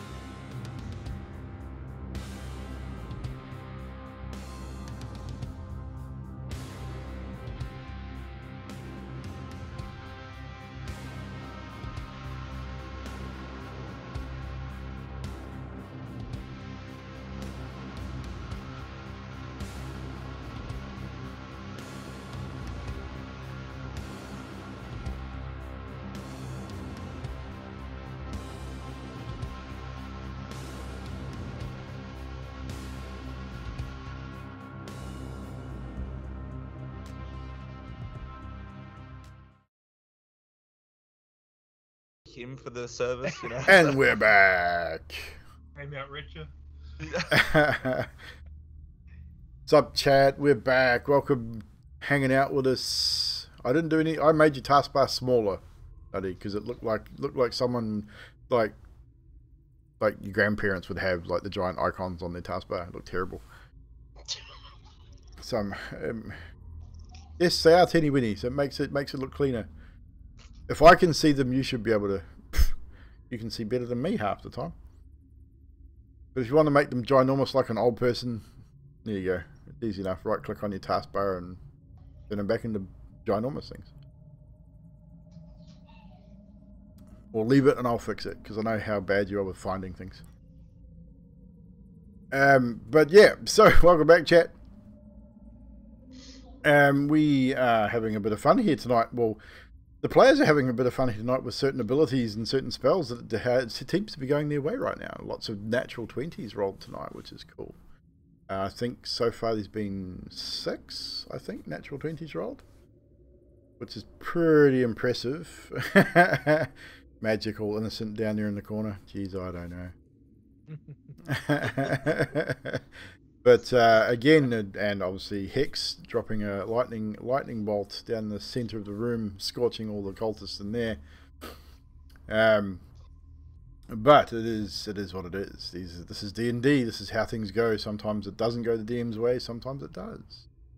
The night is still young. So I hope you enjoy the rest of the show. We're probably going to go for maybe another 40-45 minutes. We're going to finish around 10 o'clock. And we'll do our little roundabout, get some moments from everyone. But for now, we will turn back over to our team, who have Hexkara has just stepped out of the room. Well, actually, no. Bernassus has just stepped out of the room after searching the room for several items, found some gold and some potions. We now turn back over to the team. What is your next course of action? You were talking about the tunnel. I believe Hex had just mentioned the doorway behind you as well. I'm going to move over to the doorway, as I was told to. So you move over to the door. Oh god. As does Bernassus. No, you're good. You are good. You can attempt to open the door if you wish. I don't think magic's frozen, is he? Nope. Frozen. Gonna go to the bird. Can't remember his name. Should I open it? Bernassus. There we go. I can check it first, or you could just go in. Should you check it? Bernassus will go up and investigate the door. Investigate the door. Dun dun dun. 11. 11. Seems... There doesn't seem to be any traps, but this time, however, you do, as you're going over the locking mechanism, it appears to be locked.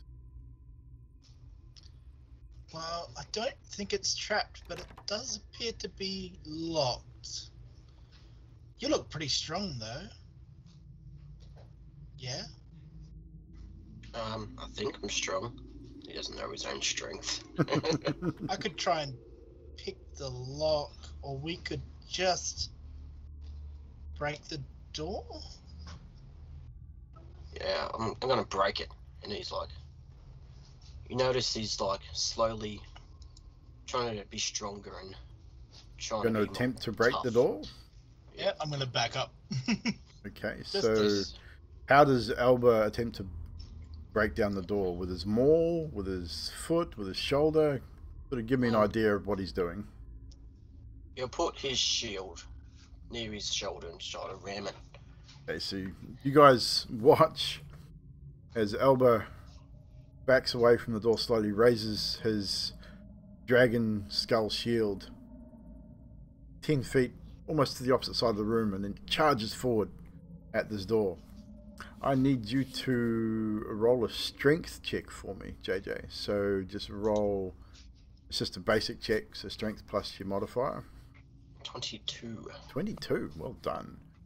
You hear the door crack under the weight of Alba as he slams into it. large split forms next to where the locking mechanism and the other door join. Doesn't completely break it, but that cracking of timber as it buckles under his weight. You think another good run? I've got this. Yeah, we'll go try again then. Another way. strength check. This time with advantage because the ball's already weakened. Is that with the right click stuff again? Yep. So you right click it, and it'll give you the option to roll it at advantage.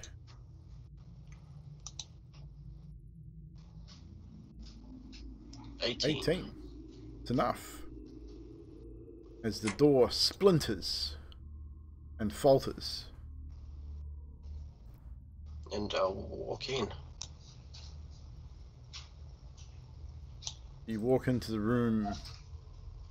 As you walk into this room, you look out across the way there, and what you can see, bring this out a bit, bring it down for the viewers at home. So what you see is this room contains 2 large rotted wooden tables.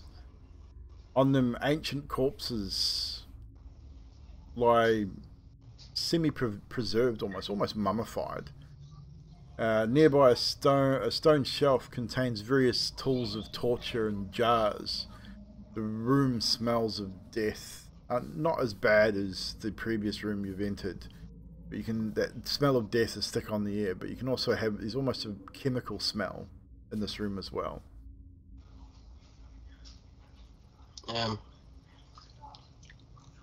It's gonna yell out, I think it's a torture room.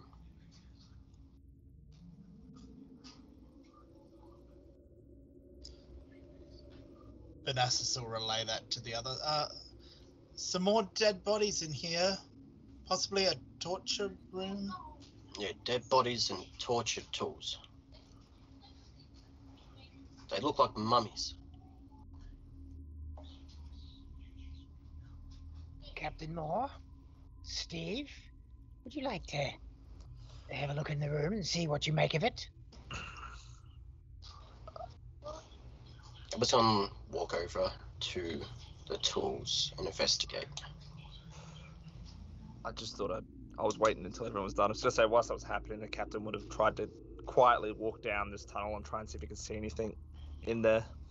Again, you walk a little down to the first light there, and if you scroll out on your map, it'll pretty much give you what you can actually see based on the light that's there. So it eventually moves into darkness around a corner. Looks like it goes along a reasonable length down there. You're not entirely sure where it leads to. See that same sort of sounds, the wind and such, but can't hear any voices or anything like that at this point. Would you like me to roll investigation? If you're going to look around the room, by all means, roll investigation. I'm going to do the same as well. What are you looking for specifically? So you just give me an idea of what you would be looking for, what you're investigating just for. Fascinated with what these tools are and what so these bodies are, with like the mummified type deal. Okay, so put yourself up by the bodies, because that's where, if you're going to go look at the bodies and the tools, that's where they are. So as you roll your investigation for me, please. Anyone who is wanting to investigate, please do so as well. Yeah, I rolled it already. I've got 16. 16, that's not bad. Steve with a natural 20. God's sakes, another one. Yeah. Woo. Bro, I got 14 well. and a natural 20 from Captain Moore. Natural 20 is coming thick and fast tonight, guys. So with the multitude of natural 20s and high rolls, we're gonna give you pretty much everything that's in this room. So as you look around, looking at the tools, there are alchemist supplies along with a couple of potion bottles on one of the shelves there, another couple of potions of healing, it seems. There's a spell scroll of some description. Who is proficient in Arcana? Ixcara? Yep. So Myself. and Any of the others who are actually looking, because Hexakara is not looking. okay, so did Mariel look around as well, or did he hang back? No, he's hanging back. but if he's needed, he'll come in. Vanassus, you wouldn't understand that it's a spell scroll. You have the ability to cast. You would understand that it's a spell scroll, and it's written in common. You probably wouldn't understand this particular spell, but you read it, and as you look over it, it's spell of gentle repose, which I believe it's in D&D Beyond. So if you want to look at it and decide what you want to do with it, Okay.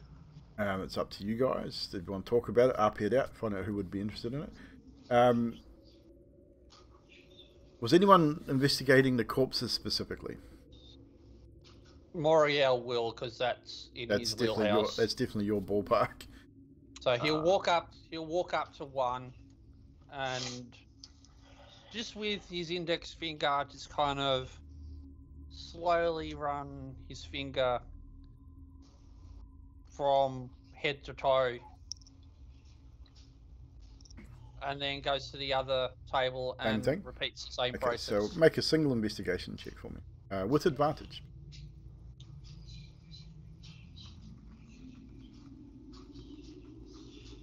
Oh, you're kidding.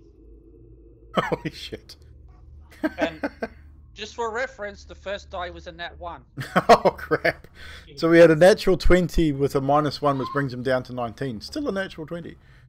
However, so as you look over the first corpse, first thing you notice is a silver locket sitting around its neck, but it seems to have almost embedded itself into the semi-preserved flesh. It's a little tarnished, but you spot the glint of it as you sort of run your finger sort of over the body and back again. What you do with that information is up to you. As you step over to the other, you again backwards and forwards across the body, and another flash of metal catches your eye. And as you take a closer look, underneath this corpse, you see the hilt of a dagger.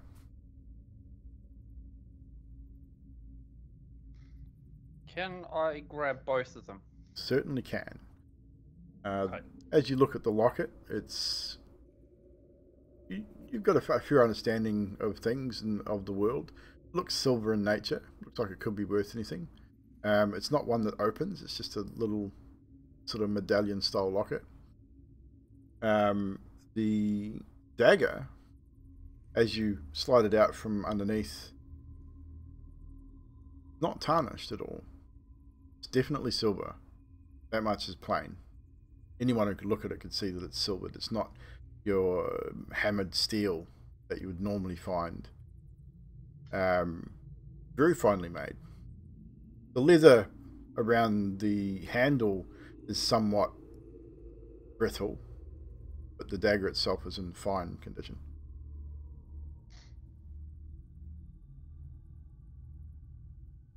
He will then sit down on the floor with the dagger and ritualistic. I lose magic. No, there we go. No, still there. Yep. So he sits on the floor with the dagger and the locket, and just looking at them both, and he's just mumbling words to himself.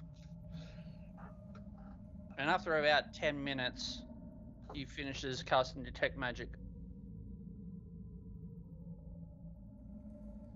After 10 minutes, you're all sort of looking around the room. It would take probably 10 or 15, 20 minutes for you all to make your individual searches and looking at things and that. And more, you see Moriel sit cross-legged in the center of the room there, starts mumbling away to himself. And then whoever was taking any kind of notice would probably see his eyes flash with a bit of arcane or even necromantic energy, darker energy than normal. And Moriel, you would definitely... Is it Detect Magic or Identify? Yes, Detect Magic. Detect Magic. Correct. The dagger definitely gives off the aura of the arcane.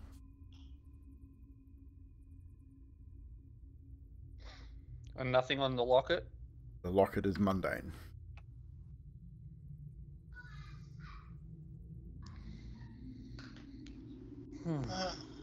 Marielle. And just as a side note before I forget, I know it encompasses this entire room. Ixakara's cloak that she found in the storeroom also gives off an arcane signature. Marielle, what little I know about magic, I think this is more your sort of thing, and Panassus will pass you the scroll of gentle repose. Okay.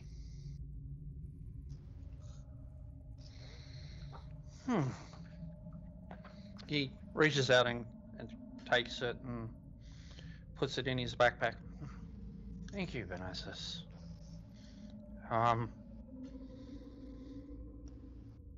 This dagger.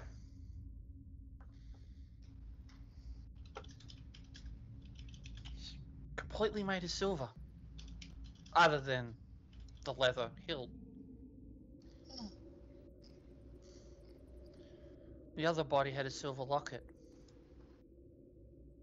Silver. Does that mean anything to anyone? Hearing him say dagger, you'll definitely pique Steve's interest. Come over to have a look. Right, can I just try that?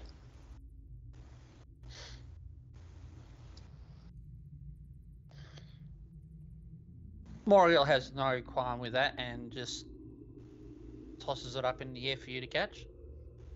Oh God, You'd be able to catch it. No need to roll for that. okay, sweet. It would be funny if you rolled natural 1, but I think you're dexterous enough and familiar with daggers to be able to catch it easily enough. He's gonna reach out with his trunk and grab it, and then hold it down and look at it. And just to test it, he's gonna go under the cloak that somebody forced them to put on, and then cut it off, and let it drop to the floor. Wow, still sharp. Still razor sharp. Very well balanced. Very nice dagger.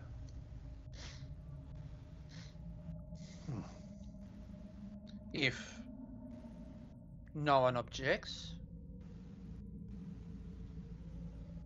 let Steve have this fine craftsmanship of a dagger. Moriel stands up, doesn't even wait for anyone's reply, and just walks out the door and will wait. So Steve, And, on his way out, he will lean over to Hex.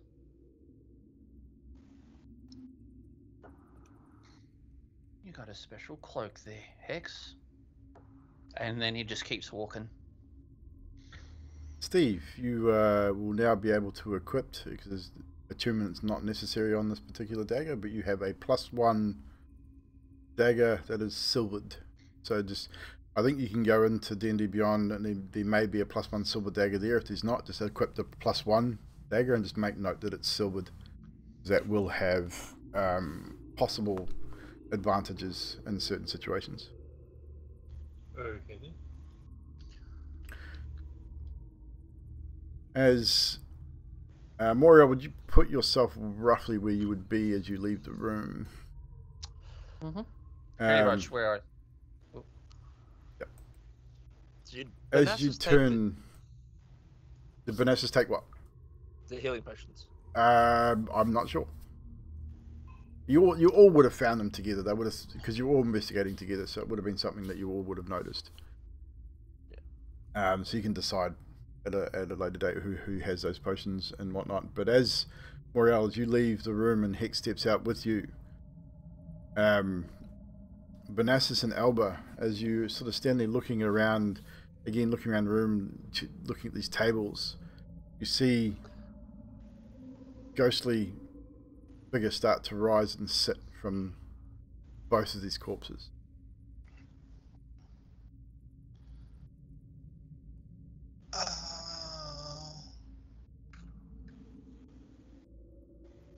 Banassus will just wave at the words in front of him. Hi.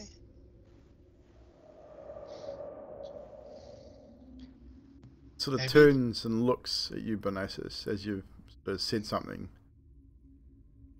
Looks at you directly in the face, and it's almost human in nature. Very soft features. Looks to have been maybe a young woman, possibly in her 20s. But you start looking at her face, and over your shoulder, you see her what would be where her eyes are. So her head sort of slightly shifts to over your shoulder, and then the face changes. The mouth opens in a silent scream, the eyes sink back black, and the whole face changes into its skeletal features. The other, in front of you, Alba, does the same, turns, doesn't look at you, but you see those same features change. And we'll get everybody in a second to roll initiative, please.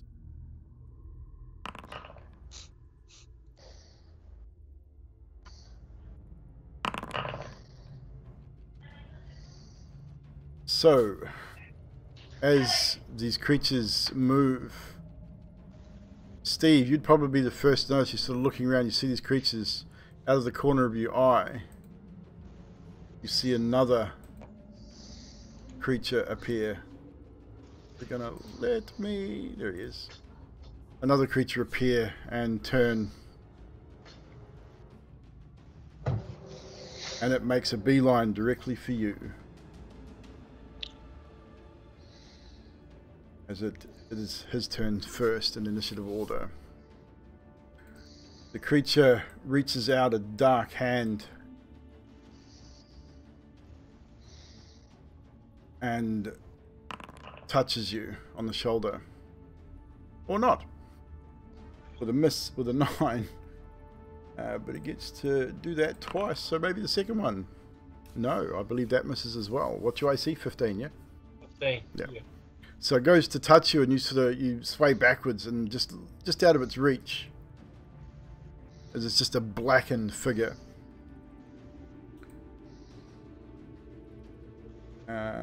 Something else I can, I think. Nope, I can't. But next up is this creature here. It moves through you, Banassus. Just surges forward.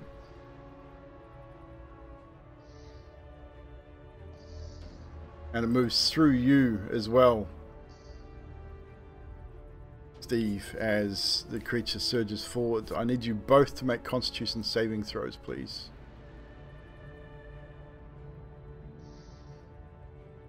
I know Steve's got a high con, but that is a failure.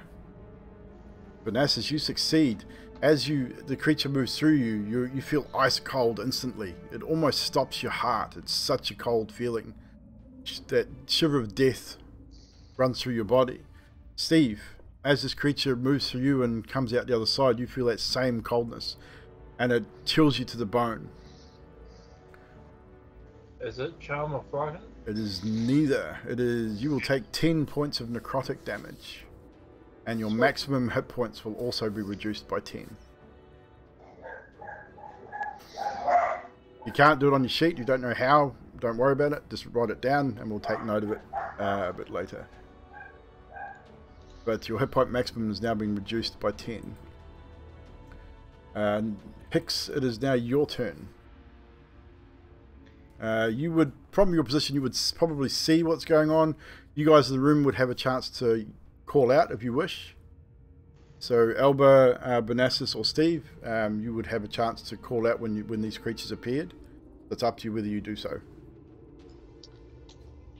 Oh, Yeah, it's but scary that's- lady. Yeah.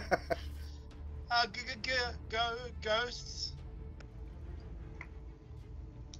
So Hicks, you would have heard the cries from within, I can see through the door too, I suppose. and you would, and if you were looking that way, you would definitely see what was going on. Hello. As her action, Moriel, you're on board after that. as her action, sorry, as a bonus action, she uses her telepathic speech to Moriel, and she says, Well, General Moriel, we have proven ourselves so far. I feel like I shall take a seat unless something goes direly wrong here. Let's see. Steve, Bonassus, Elba, and the Captain Moore. Let's see them prove themselves. and as her action, she then makes herself look a little more like the enemy. Okay, And that is it for her as she that stands is it and for her. watches. Moriel, it is your turn. Vanassus, you're on board.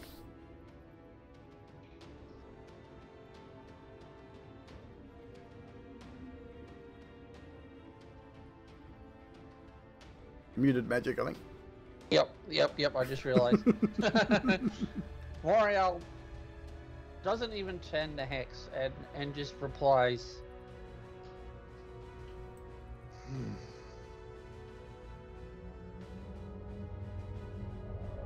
hard decision, but we do need them.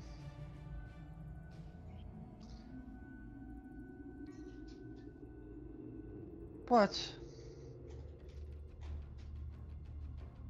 let's watch and see. And he would just hold his turn for any major damage. What are you going to hold specifically? Cure wounds. Cure wounds? No worries. So you prepare and hold cure wounds in case someone is in dire need. Mm-hmm. Vanassus, you're up. Captain Moore on board.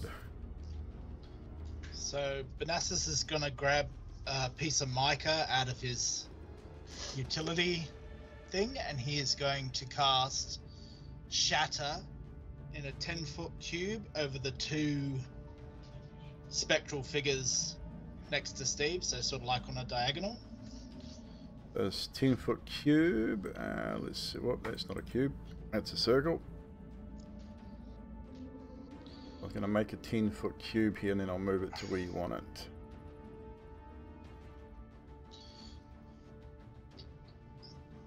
So this is your 10-foot cube. So you want to... I can't really turn it.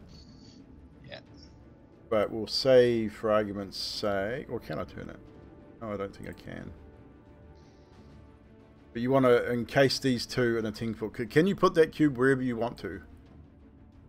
Is the thing. Look.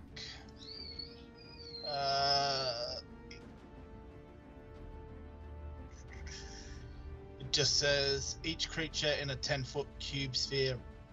Oh, 10-foot sphere. Okay, 10-foot Centered sphere, on so it's that. not a cube. That's probably easier. My apologies. So centered on where? Where you want to center it? Ping the map where you want to center it. Okay. About there. Yeah.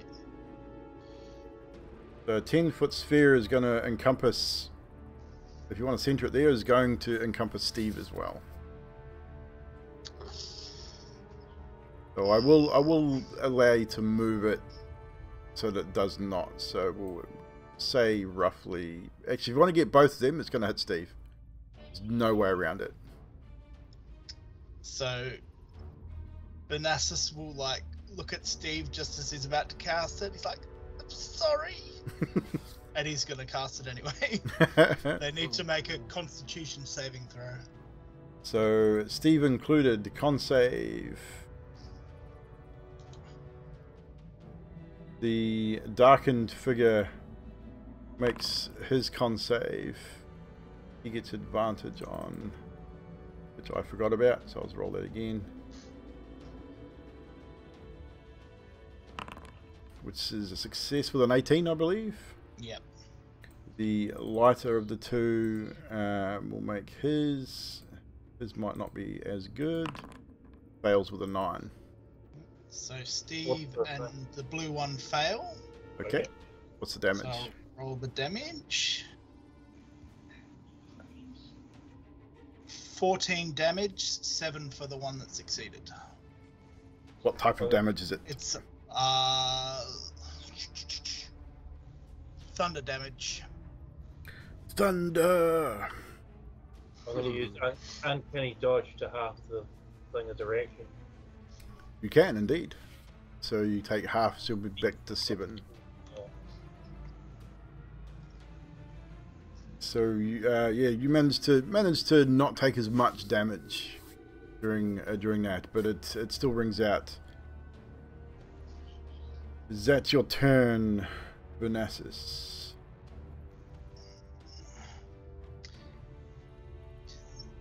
Am I able to do an attack as well as the spell? Does the spell cost an action?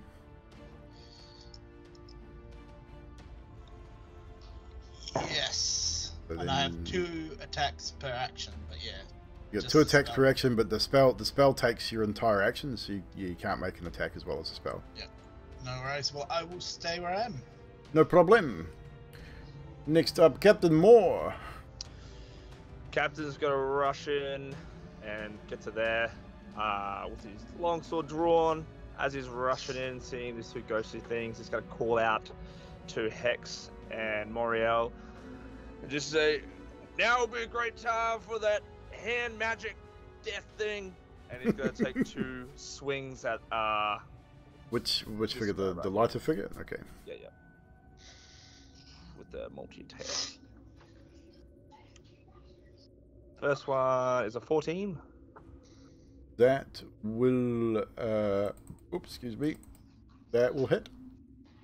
And the second one is a 23. And that will also hit. And yeah, he's using 2-handed. So first one's a 5. Second one's a 10. Nice. 15.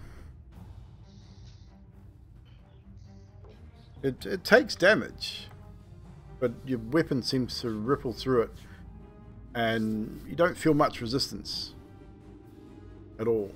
It's like trying to cut air, because your weapon is not as a mundane weapon, is it not?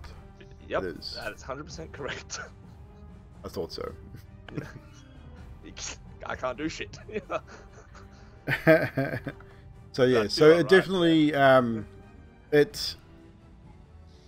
it took damage, but it definitely didn't take as much as you would have hoped or even thought. It didn't look like it was affected at all. Almost. Would the captain be aware of this at all? Probably not.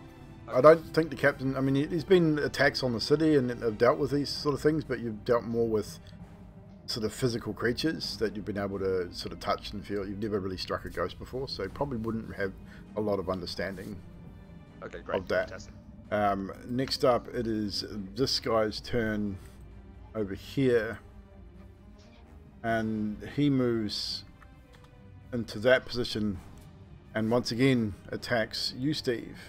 They seem to be all focused on you at this point.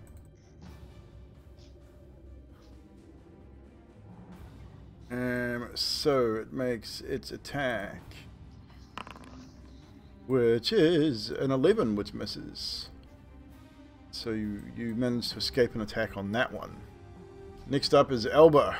On board is Steve. So Elba, it is your turn. You've seen this ghostly figure move from the table in front of you. And as you turn and look, you see them all crowding around Steve, and they seem to be focused on Steve specifically.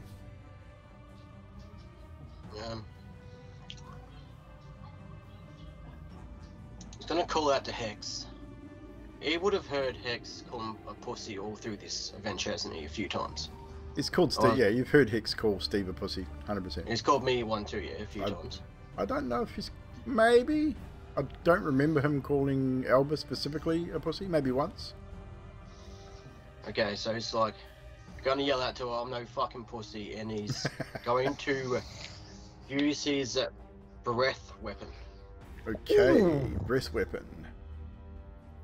Just read out what your breath weapon says for me.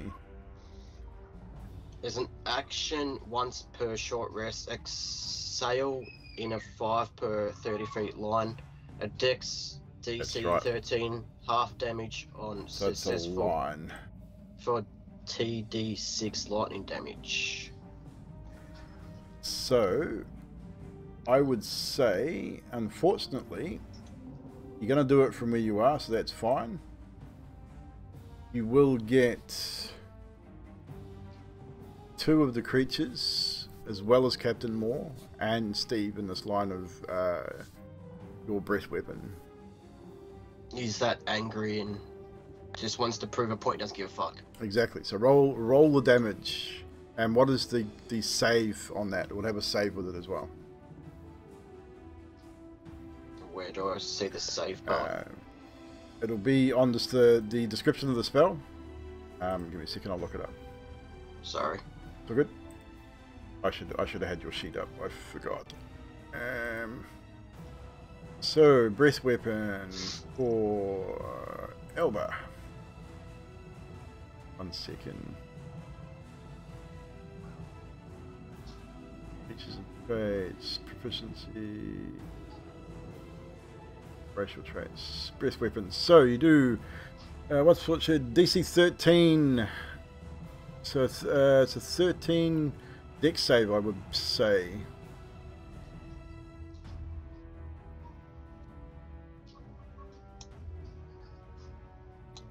That's at the moment 46. So Captain Moore, you save, you'll take half damage. Steve, you will fail, you take full damage. What was the other thing that Jesus, where's it gone? Was it luck or inspire that lets me reroll? Inspiration lets you reroll. Okay, can I use that? Luck lets you reroll. Sorry, inspiration gives you a D10. Can I use that on a save? Do you have a luck or an inspiration? I got one from both. Cool. You can use either. You certainly can. That's what they're there for. Well, I use the luck to reroll. Okay, reroll it. You must take the new roll. Sweet, I'm happy with that. 25, so that's a save. So you'll take half damage. And these creatures will also need to make their save. Dex save, saving throw, normal. Actually, no, here's advantage, but I believe that's a save anyway. This one is normal. And that's also a save, so half damage. So roll 46. So roll the damage on that spell. 3. Breath weapon 3. What type of damage was it again? Sorry. I think it's lightning. Lightning damage, I believe. So lightning damage. So everyone takes 1 lightning damage. Captain Moore, what's your armor made of? How'd you get 3 from 46? 2d6. I was looking at the next level up. The armor is splint. So metal riveted. So metal. you will take 2 lightning damage as you're wearing metal armor.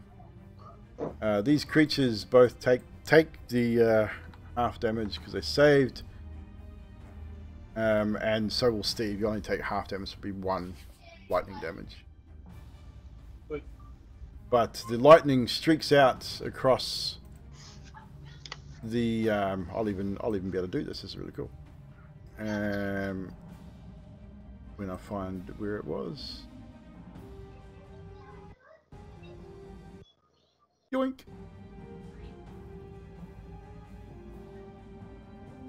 Lightning streaks out from Elba as he casts or breathes, takes a deep breath in and exhales the lightning storm. Not causing a lot of damage, but definitely it's there and he's letting himself be known. Next up is Steve. Alright, so Steve's gonna take a silver dagger in his trunk. Yep. And draw his rapier into his hand. And with his trunk is with a silver dagger, he's going to attack. Oh god, how do I click on it? Alt click. Attack. Yep, or alt click, but that'll do. Yep, that one. He's going, you want your dagger? Have it back. And he's gonna take his one. With a nat 20 to hit. Well, that's 27. That definitely hits. And 9 crit. We will go. It was 2d4 standard, so we'll make that 8 plus 9, so 17. Plus 4, 21. Not enough to kill it, but it's not looking pretty. It's not looking good. With bonus action, I'll use my rapier. With, So for your offhand attack? with an offhand attack, yeah. Yep, so it'll be... Yep, so you roll the hit as normal, you just don't add the +4 to the damage. 9 to hit. That will miss. And a miss. That is your turn. Back So, to yep. back to the top of the initiative order. The darkened creature reaches out and tries to touch you once again with elongated fingers. Misses again. Second. Third. He's not doing well. He can't seem to get his hands on you. You're too slippery. But what he is going to do... No, he's not going to do that. He's going to stay right where he is. Next up is this guy. He's going to attack you. That will also miss. Hicks, it is now your turn. Moriel, you're on board. Excuse me, TM, just a quick Yes. question. I would like to use my feature Sentinel to make a reaction attack against the ghost that missed, the blue Sure. one. The blue one? Sure, go for it. Just with the longsword. Got about For a a sentinel. 24 to hit. That definitely hits. For an 8 damage. 8 damage. It does damage, but not as much as you would like. But you do strike out and find purchase. Hicks, it is your turn. Moriel, you're on board. Hicks in her corpse-looking form says, Ooh, fuzzy! Bernassus and Alba have been taking notes from us. Good to see. and she's sort of just looking in. How does it look as far as our team looking pretty deadish? Are they looking like they're holding their own? You would have noticed that you would have probably seen the shadow spell go off, lightning breath. Kind of hard to tell. Is Hicks proficient in medicine? I doubt it. No, I would she is doubt not. very much.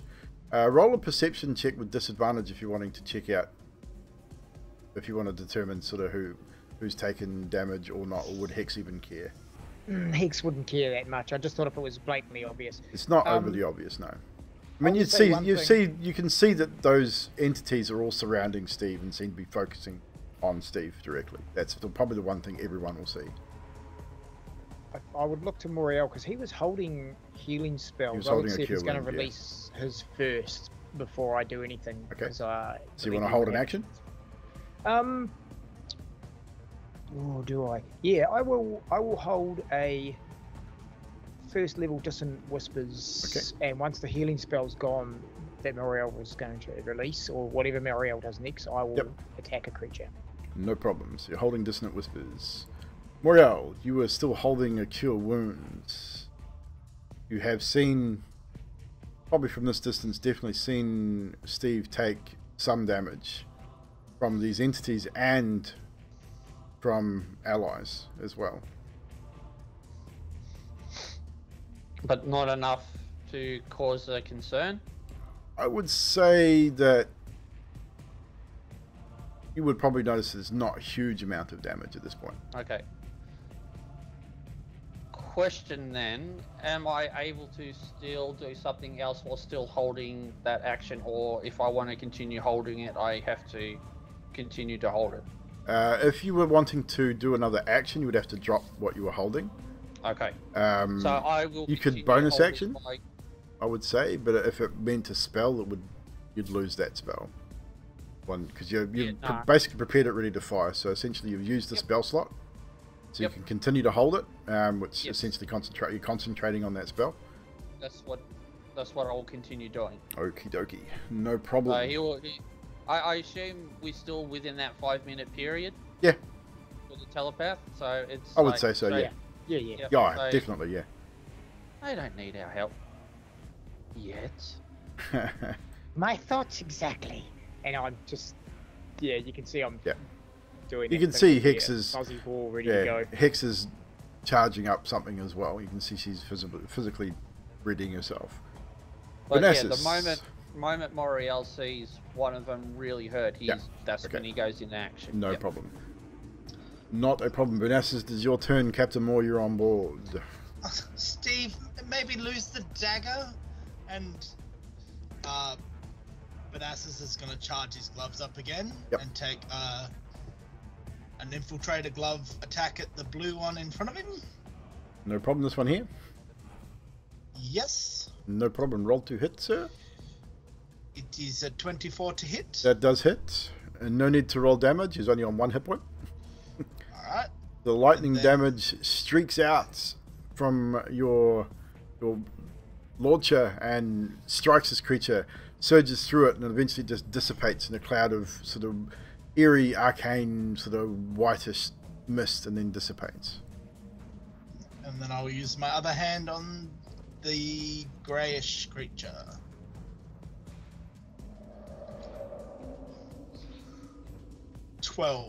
That will miss.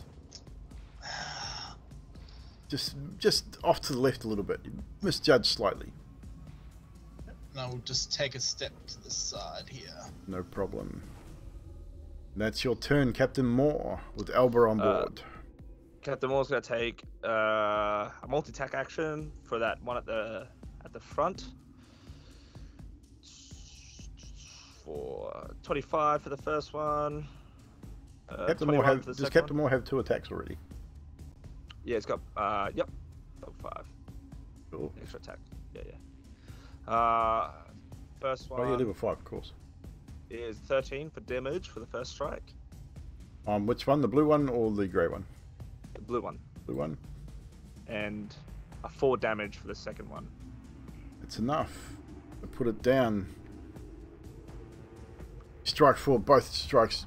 Striking backhand through the first, overhand strike coming down through the second time, and again it just sort of puffs out and dissipates. As he's doing his attacks, he's going to be panting between each swing and go, as I've mentioned before, we'd like some help.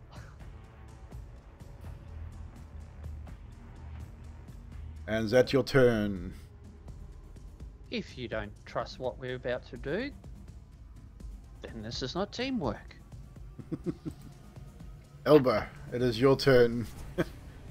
And Steve, you're on board after that. So your breath weapon is... You've pent up a bit of anger over Hex calling you a pussy. You've cried out and you've let this breath weapon go. It hasn't done as much damage as you had hoped, but it makes you feel a little bit more energized. There's now only one creature left in the room, which is the dark entity between your allies. What does Elba do? So Elba, I will give you advantage. You're muted, JJ, too. So I'll give you advantage on this attack. What are you attacking with? Sorry. It's all good? That club thing is got your maul? Okay, maul. so roll it with advantage as you are what is considered to be flanking, as all of you are surrounding this creature.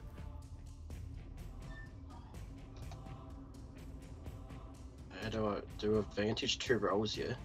Have you got 2 attacks? Oh no, like how do I? Right click it. Same thing, like you're. Advantage it. Yeah, right click and advantage. I'm pretty sure you've only got the 1 attack at the moment. Yeah, I do. 26. That hits. So roll your damage. 12. 12 damage. Strike. You raise your maul high and strike down, smashing into this creature. Again, it doesn't do as much damage as you would hoped, but still it does damage. You can see that it strikes, that it has taken some damage. You now join your allies surrounding this creature and attacking it. Is there anything else you wish to do? Bonus action? I don't think I have any. I don't think you have anything else you can do. Let's have a quick look just to double check. Your action is your attack. You are a fighter, so bonus action. No, that's pretty much it at this point. Cam just said I got 2 attacks if I want to. Yes, you do actually. Yeah, so you can attack twice. You got you're a fighter, Yeah. level 5. You got 2 attacks on the attack action, not just one. Yeah, I'll use the same. The mole again. So again with advantage.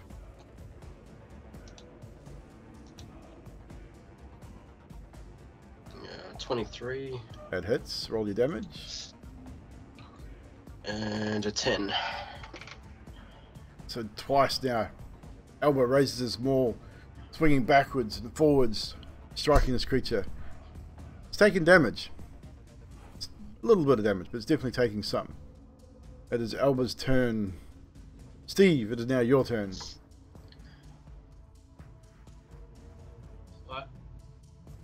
Hearing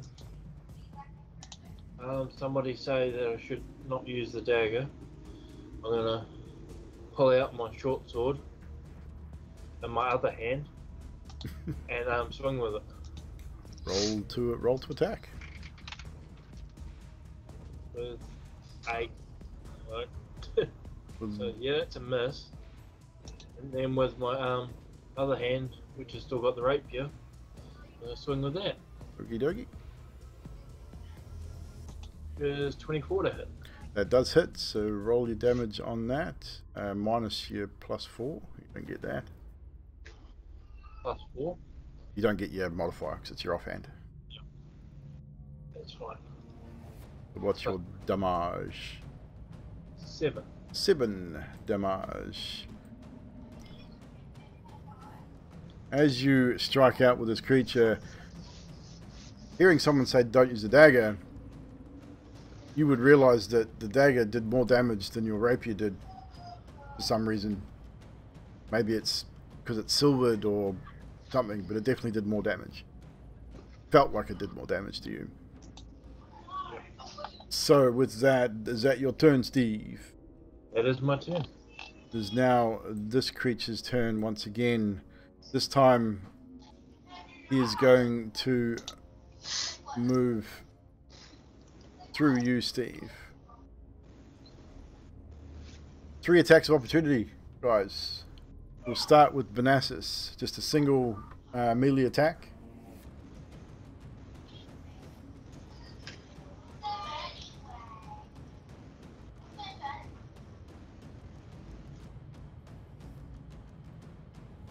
That will miss. Elba, same with you. Just a single melee attack. This time just a straight roll. So it's the mole again. Just a straight roll with your maul, yep. 26 That'll hit, so roll damage on that, please. and 12. 12, awesome. As you strike as it moves away from you, Captain Moore, you have an attack of opportunity. 19. That hits, so it does not move because you have the Sentinel feature. So it cannot move in its turn. It is reduced to 0 speed. Roll your damage, please. 9 damage. 9 damage.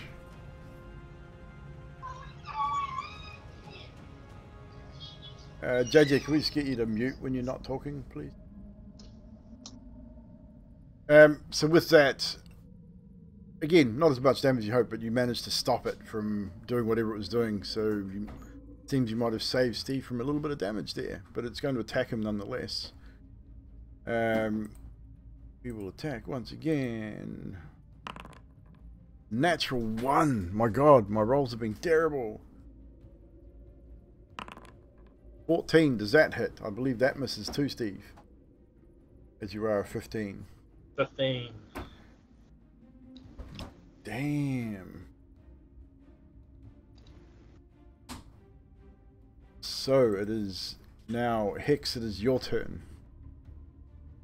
Things seem to be going reasonably well in the room. Yes, they've got this under control. Hix will put her face back to normal as her action, as she waves her hand across her face. Done and dusted. And as her bonus action, That will lose whatever spell you were holding to. Correct, yes. As her bonus action, she will say, she's just free action, sorry. She will say, you know, and this is out loud, not telepathically, L'Oreal, you know, it's times like these I wish I had something simple like mold earth so I could make a seat and watch. This is rather amusing, isn't it? And that is it for her. No worries. Moriel. She'll just sit and watch.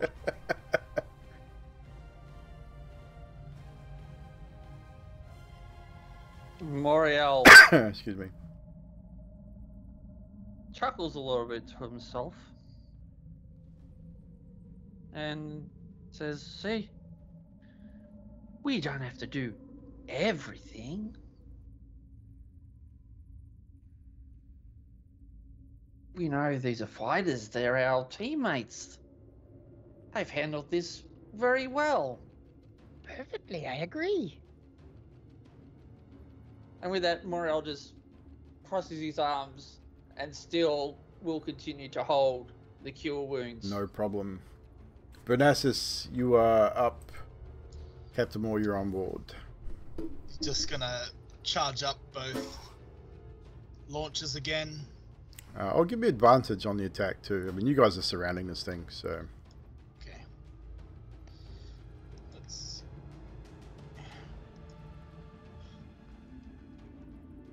Is that 26? That hits. 7 lightning. With the second hand. Natural 20.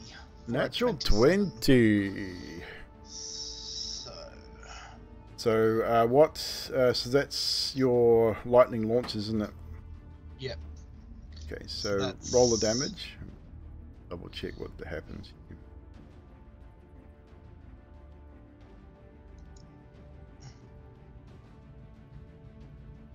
Critical hit does 10 damage, 36 natively, so I will say we'll just max out at 12 plus 4, so it'll be 16. Yep. So it'll be 16 lightning damage, and it takes the full lightning damage. It seems to... Physical attacks don't seem to be hurting it as much. Steve, I said lose the dagger, not don't use the dagger. And that'll be his turn. Captain Moore. Elba on board after that. Captain's gonna make one attack, and then he is going to forego the second with the extra attack to use a feature. Gonna expand one superiority die and use commanding strike, and he's gonna reach out to what he calls Gecko, and he's gonna say, "You've got it, buddy. That's the way. Make an attack, mate." As he takes a swing with his one attack. You get to add your superiority die damage to Elba's attack then after that, don't you? I do, yes. Yeah. To the damage, I believe. Yeah. So it's 22. That hits. To hit. For a total of 11 damage. No problem. So as you strike out, you forego your second attack, giving a little bit of a boost to Elba. You feel invigorated, Elba, so you make your 2 attacks now, again at advantage. Your first one to hit will have a little bit of a boost in damage.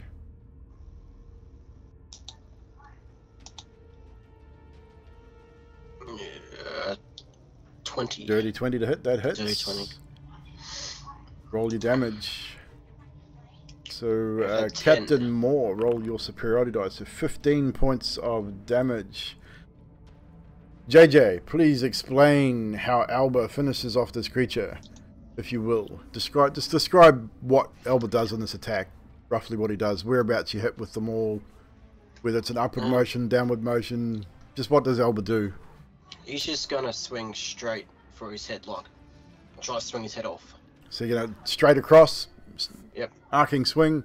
Elba raises his maul out to one side, up high, and then strikes it directly acrossways. Captain Moore, you have to sort of step back a little bit as the follow-through gets awfully close, but you know it's not intentional. And it slams this creature just about chin, throat area. Yep. And you see it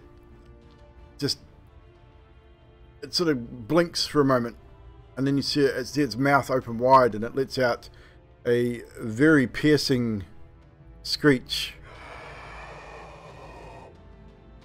as it dissipates into nothingness. And that will end our combat for tonight, and we'll end tonight's session as well. Well done, guys. A few encounters tonight. This one went a little bit better than the first few. I mean, better for me, although my rolls are pretty crap. That Wraith should have killed Steve. it really should have.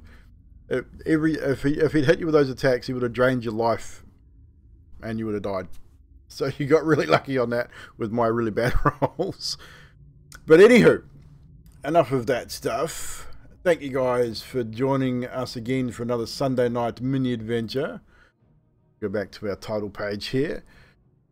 So, we're going to go around our crew here and get some moments from tonight's session. We've had a few, definitely.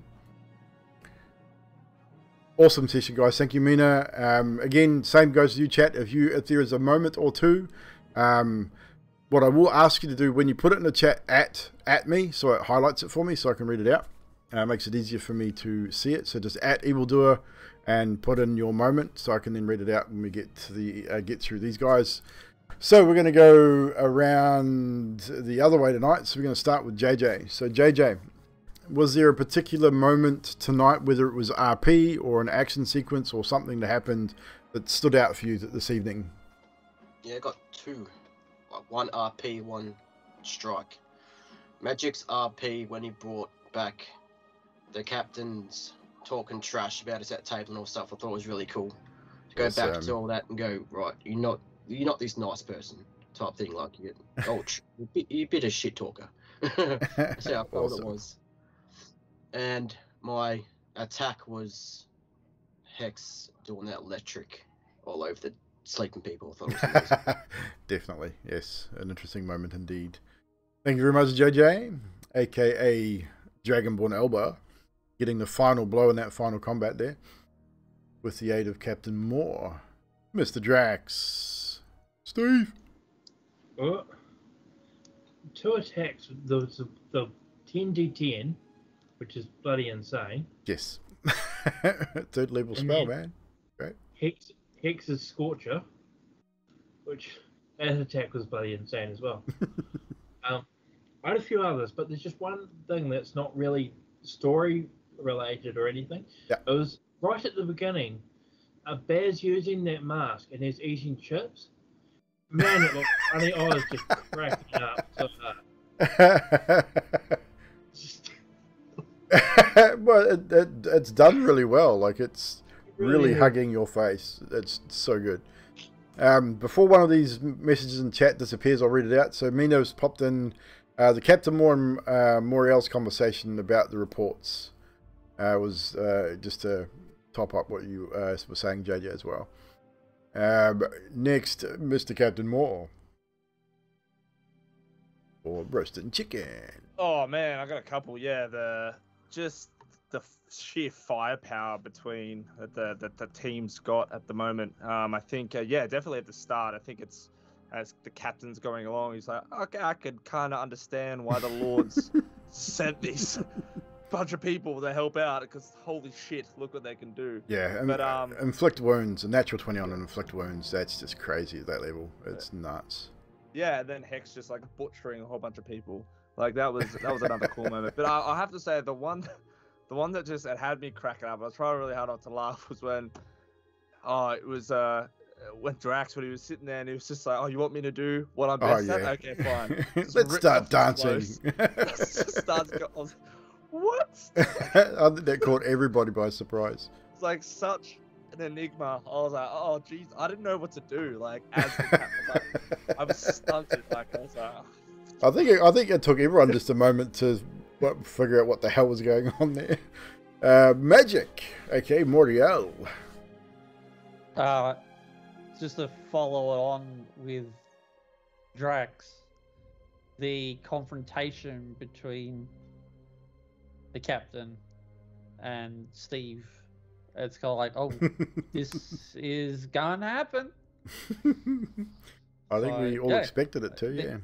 Yeah, I think that's like you can just see the frustration of the captain just slowly building up, and he's just at his edge now. So, and Steve just kind of just being Steve.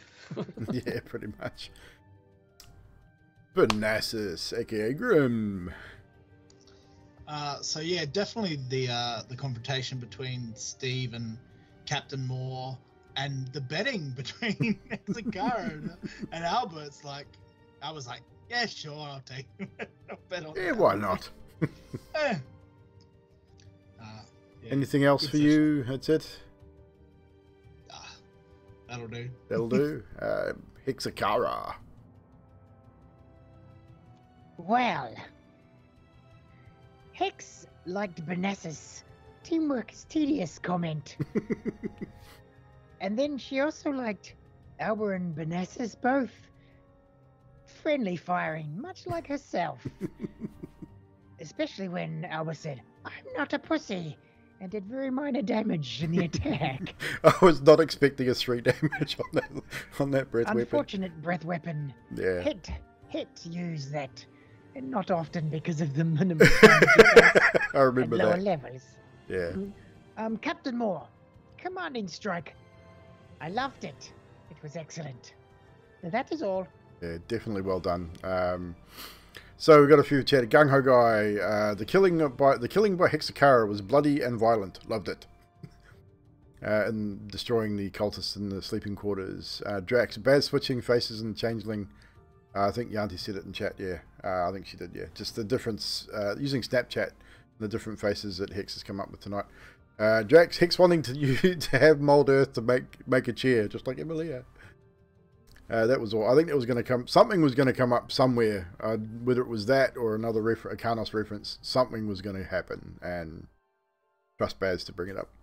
Mina says the description of the inflict wound spell by magic.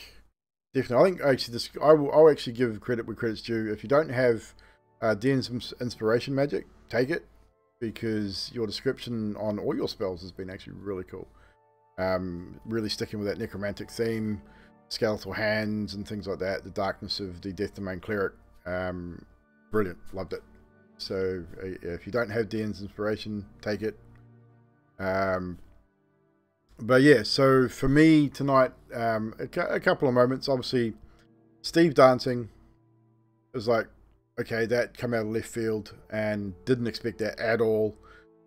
I was expecting maybe he'll do something roguish, but no, he's going to dance in his thong. So, well done, Drax.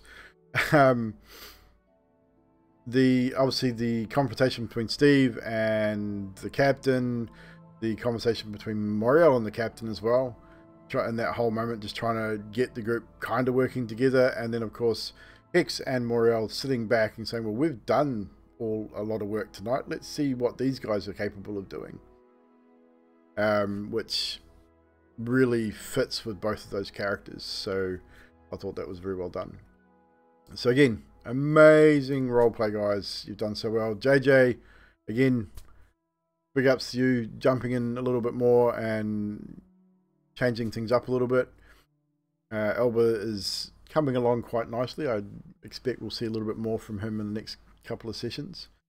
Just to give you guys a little bit of context, roughly where I think you are at this point within this ruin, we could potentially see at least another 2 sessions, maybe 3.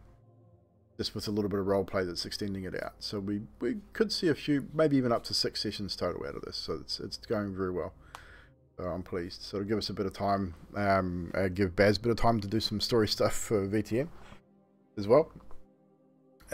So yeah, so once again, guys, thank you very much. Your bot, why is my bot banning a picture and send it to me in a DM.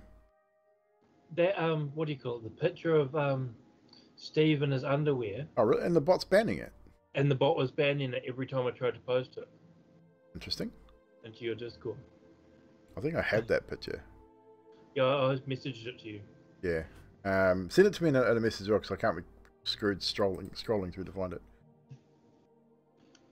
But I will post it. The bot shouldn't be banning anything, because the pics and clips I believe I've set up as NFSW anyway. So, interesting. But yeah, DM it to me. I'll post it, because yeah, everyone's got to see that. It's hilarious to say the least. So keep an eye out in the I'll put it in the All Things D&D. Well, Yanti managed to put a thong in the All Things D&D. Interesting. An elephant thong. Thanks, Yanti. I appreciate that.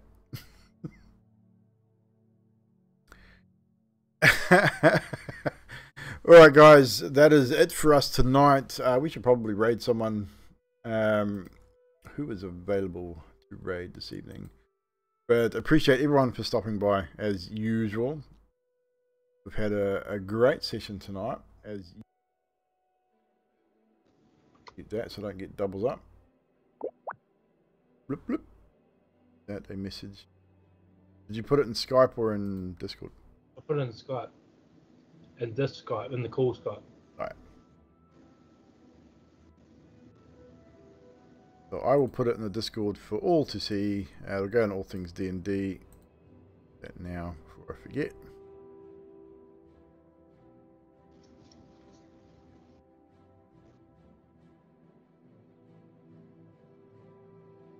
Clyde, I don't even have Clydebot.